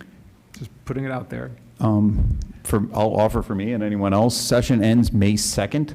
So if this got advertised the 27th, 28th, 29th, 30th, May 1st, you're not missing much at all. And I don't know how, the participants in session are not generally city managers or people in city managements per se, so I don't know if we have to focus on that per se, but I appreciate you raising it. Any other thoughts? I think that once it's out, formally advertised, people are going to know now that something's happening. So if they're interested, they'll already be thinking about it. But I think that once it's formally out on the street, there will be a lot of interest from qualified people. It's Boca Raton. All right, great. Well, again, thank you. Ms. Naklis. So, Mr. Mayor, after the June 9th workshop, then what's the timeline after that? Mr. Brown? Going by the council meeting dates that we already have set and not adding any special meetings, you all are meeting in July 14th and 15th. It would be at that point that the council picks 3 to 5 to interview. We would have those interviews in the week of August 25th, 26th, when we have meetings scheduled. Maybe we have them on Thursday, the 28th, unless people are leaving right after the council meetings. Let me chime in again. Please. I am leaving literally right after the council meeting. Okay, then we'll try to schedule them on the 25th or 26th. We can have them in the afternoon of the 26th, or do them on the afternoon of the 25th. Mr. Brown, with all due respect, I will be out of town starting June 26th through. No, This is, we're in August now. Oh, August, okay. Yeah. You keep saying June, July, you said July earlier. July 5th, 14th, and 15th, you will select 3 to 5 from the pool. Okay. We can have the interviews on August 25th or 26th. Assuming someone's selected, we can have a contract. We could have the contract negotiated as early as the first meeting in September and ready to go, or probably no later than the second meeting in September 22nd, and then it's just a matter of when the person comes and how we deal with the transition. And So the right time to really have the discussions with the department heads and the DCMs, ACMs would be sometime between the June 9th and July meetings. Because that's when I'm we're sorry, I going didn't hear to- the beginning of your question, Ms. Nichols. I'm just thinking of the optimal time to have the meetings with the department heads and assistant city managers, deputy city managers, would be after the June 9th workshop, and then just prior to us picking the 3 to 5 people we're going to interview. I think it would really depend upon what kind of input you want when you have those discussions. Those discussions could occur at any time. Yeah, okay. I would not suggest that you get the applications and then ask the department heads to review the applications. I don't think that's productive or appropriate. But if you're talking to them about, what do you think what do you think we should be looking for, those kinds of questions, I would do those as soon as you can. Yeah. And I think that's what you were saying with the consultant. And as Mr. Wigner said, it's our prerogative to ask questions. I don't know at this point, I don't envision having to speak individually to everyone who falls into that category. I think the consultant might be too. That's up to you all. Yes. So But who I you think, want to speak to and what, about what? but I do agree with Mr. Brown that we shouldn't see a list of, we shouldn't get a stack of applications and then go vet them under other people. That, yes, we're seeing no's there. And by the way, on the timing, again, I think I like the way what Mr. Brown had laid out and the consultant, because it gives us pivot points. If we have a check-in on June, we'll have a good sense of what's out there, how's the market responded already, and know, where we're going, and still have time to pivot. And I think we can do this without the framework of a special meeting, but if we need one, at least we'll know in June, we'll have a better sense of where we're at. Because it may not be 3 to 5, maybe it's 6, maybe it's 4, we as a body can determine based on what we see. Further thoughts? All right, Mr. Brown, still your report. I have nothing else this evening. All right, thank you. Well, thank you again for all. City Attorney Report, Mr. Kaler. No report, thank you. Thank you. Council member reports. I'll start with Mr. Wigner tonight. Nothing further. Thanks so much, everyone. Thank you. Ms. Drucker. No report. Thank Sorry, you. no report. Ms. Nachlas? No report, thank you. Thank you. Mr. Thompson? No report. Thank you. I do have a report just following up from yesterday. So, and the comments we made about possible projects for boards, particularly the community appearance panel. I did hear back, I told you I'd spoken with the chair of the community advisory panel, Ms. Moranis. She did watch yesterday's meeting, and she expressed this thought for our consideration. Her thought was that she recommended that we task CAP with the mobility and transportation task. She says it has come up quite a bit from public meetings, and it's already been discussed as a potential focus. She believes the CAP could be valuable in collating input along with Boca Connect data and best practices of other cities. So I'm going to suggest multiple tasks, but if we're good with that, I would say that'd be the first one. Let them at their next meeting this Thursday take that up. Start assembling Boca Connect data, looking at other best practices. I'd even, if they're willing to, consider, if you all think so, we could have them also consider the shuttle service here in the Northwest Corridor, because that has been raised. Have them look at that as another mobility solution or circulator, and then have them report back to us. They could probably take a couple meetings, but have them report back to us in the summer. Then I would suggest a couple other things. We mentioned, I led with education and workforce because we talk about economic development, but I think that's something, given the talent on that board, that they can be examining some other best practices. We have the other things we talked about, connecting to residents to state and county services, elder populations, homelessness, time capsule, and centennial ideas. We talked about a tree planting initiative, but I think the recommendation was to have was it EAB or? Sustainability, thank you, yes, sustainability, look at that. So I think we're all in accord with that. Mr. Brown mentioned earlier, I think having Parks and Rec look at the skate park is a good task for them, and they can report back on what other cities are doing, give us some options too. But any other things that we'd suggest to the CAP now? Or do you want to think about it because we're giving them one task for right now? Thoughts? I think that one task at a time, because that way you could start and complete. We talked about that yesterday. Like, whatever task we give them, let's give them a time frame. Whether it's, I don't know if you're going to say 60, 90, they might come back early and say, we're done with the task and we want to present the data, but not leave it, not give them, like, we haven't given them anything now, let's not give them 20 projects and none of them get done. Okay. I would do either one or two and give them a start, a check-in, and an end. And if they're done earlier, then we'll just continue to go down the line. And by then, maybe other boards are hearing things and they'll come to us, or other residents will have input, and we can go from there. All right, so do you want to, it's April now, there's a May meeting, do you want to have them report back to us in July? Like, give us a report so we can see it by July, so it gives them April, May, and June to talk about it, and they should focus their next 3 meetings on that? I'm seeing Mr. Thompson nod yes, Ms. Nacklis about to indicate her button to talk. Yes, that sounds good. But so you're talking about CAP, but you also mentioned Parks and Rec, too. Right, I was just taking CAP first. Yeah, so. okay, okay, so Yes. that's fine for CAP. So good, we've got them for the next 3 months, and then Parks and Rec, should we suggest that they report back same time, or maybe even June? June? Have them report back in June? All right, we're nodding yes on that. And then the tree planting initiative, we can have sustainability report back June, too?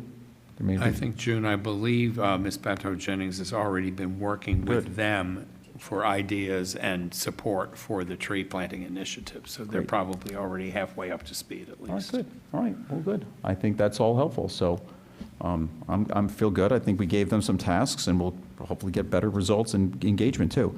Any further thoughts on this issue? Then that concludes my report. If there's no further business to come before us, we're adjourned at 9:40. Thank you and good evening.